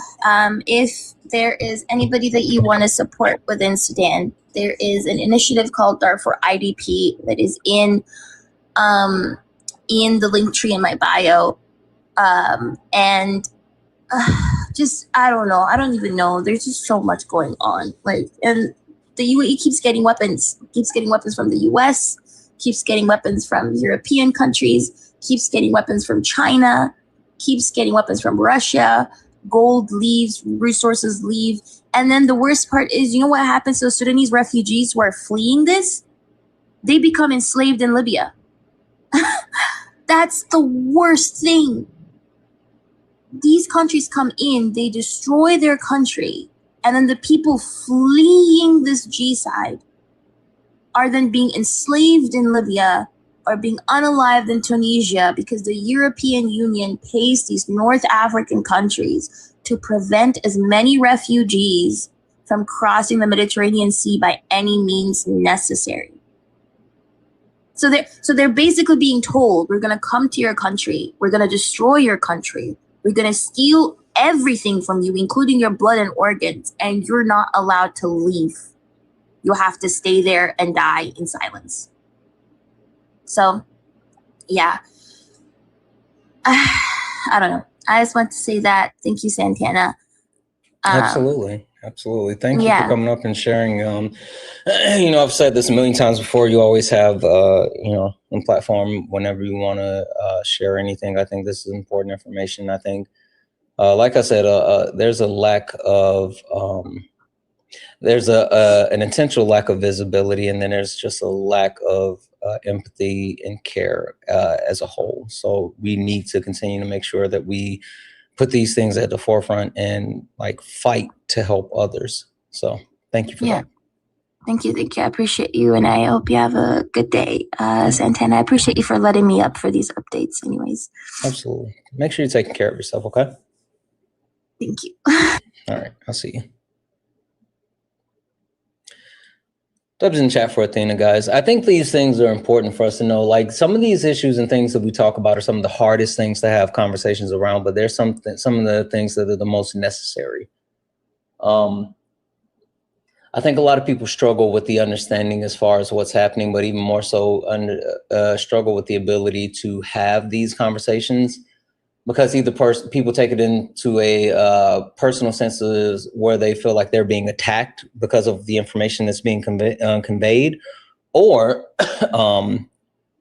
they just don't know how to respond or engage, right? And so I think there's a lot of things that are missing, and I think it's super important that we continue to highlight all of these things. So absolutely. Dubs in chat for Adam for the $10 donation. Thank you so much for the 10, Adam. I appreciate the hell out of you. Dubs in chat for Danella for the 1. Can I make a suggestion for a one-day prompt? You're supposed to actually, Danella, you got to come to late nights and make the suggestion.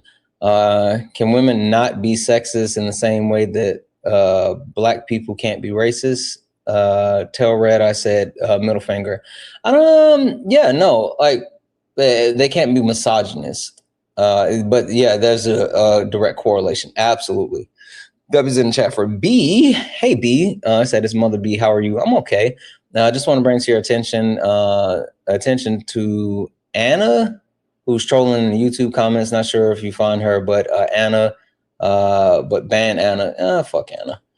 Dubs in the chat for Jay. What up, Jay? Hashtag justice for Ducky. You my op. Hashtag but banana FTW. Dubs in the chat for Jay. Over on Twitch, W's in the chat for Lana, who sent a gifted sub. Grabby Core, 100 bits, said all your homies hate Ace. Oh, they're tripping. W's in the chat for Lana. For the 1,000 cheer bits, who said I like birds. I like birds too. W's in the chat for One Mighty Pen for sending out 5 Twitch subscriptions. And yeah, I think that's it. I think we're all caught up. I think we're caught up across the board. Yeah, we are. All right, guys. We're gonna call it here. That's a wrap for this morning, but we will be back for late nights this evening. 10 p.m. Eastern, 7 p.m. Pacific, late nights with Santana. We had a really great late nights last night. If anyone missed it, this is the open forum for community. We had an opportunity to talk about a lot of different things that are impacting and occurring within our community right now. It's just a great opportunity to hear your voice.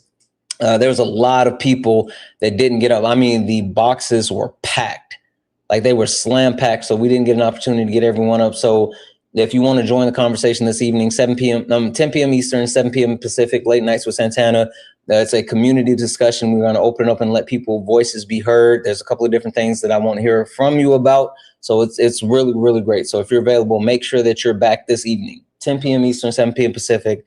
Late nights with Santana. That being said, let's call it. You stepped in a box, now you're in the ring. Ain't no hugs here.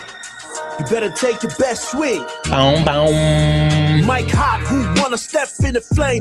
This ain't a debate, this a mind game. Facts type lies, get left in chain. One wrong word, get slapped out your name. This ain't TikTok T, this a war zone talk. No script, no filter, no safe walk. Bring stats and get scrambled like a glitch. I got fire in my mouth like I came from the pit. Hey, W's in the chat for the chat. W's in the chat for the chat. Guys, it's a pretty solid morning. Not gonna hold you. Pretty solid morning, but we will be back later this evening. 10 p.m. Eastern, 7 p.m. Pacific, late nights with Santana, and it is a community conversation. So you're welcome. You're more than welcome to join. So if you want the opportunity to get across anything at all, then make sure you're here and make sure your voice is heard. That being said, I love you guys. Thank you for hanging out with me this morning.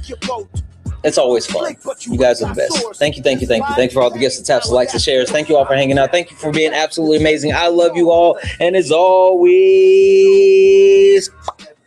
peace.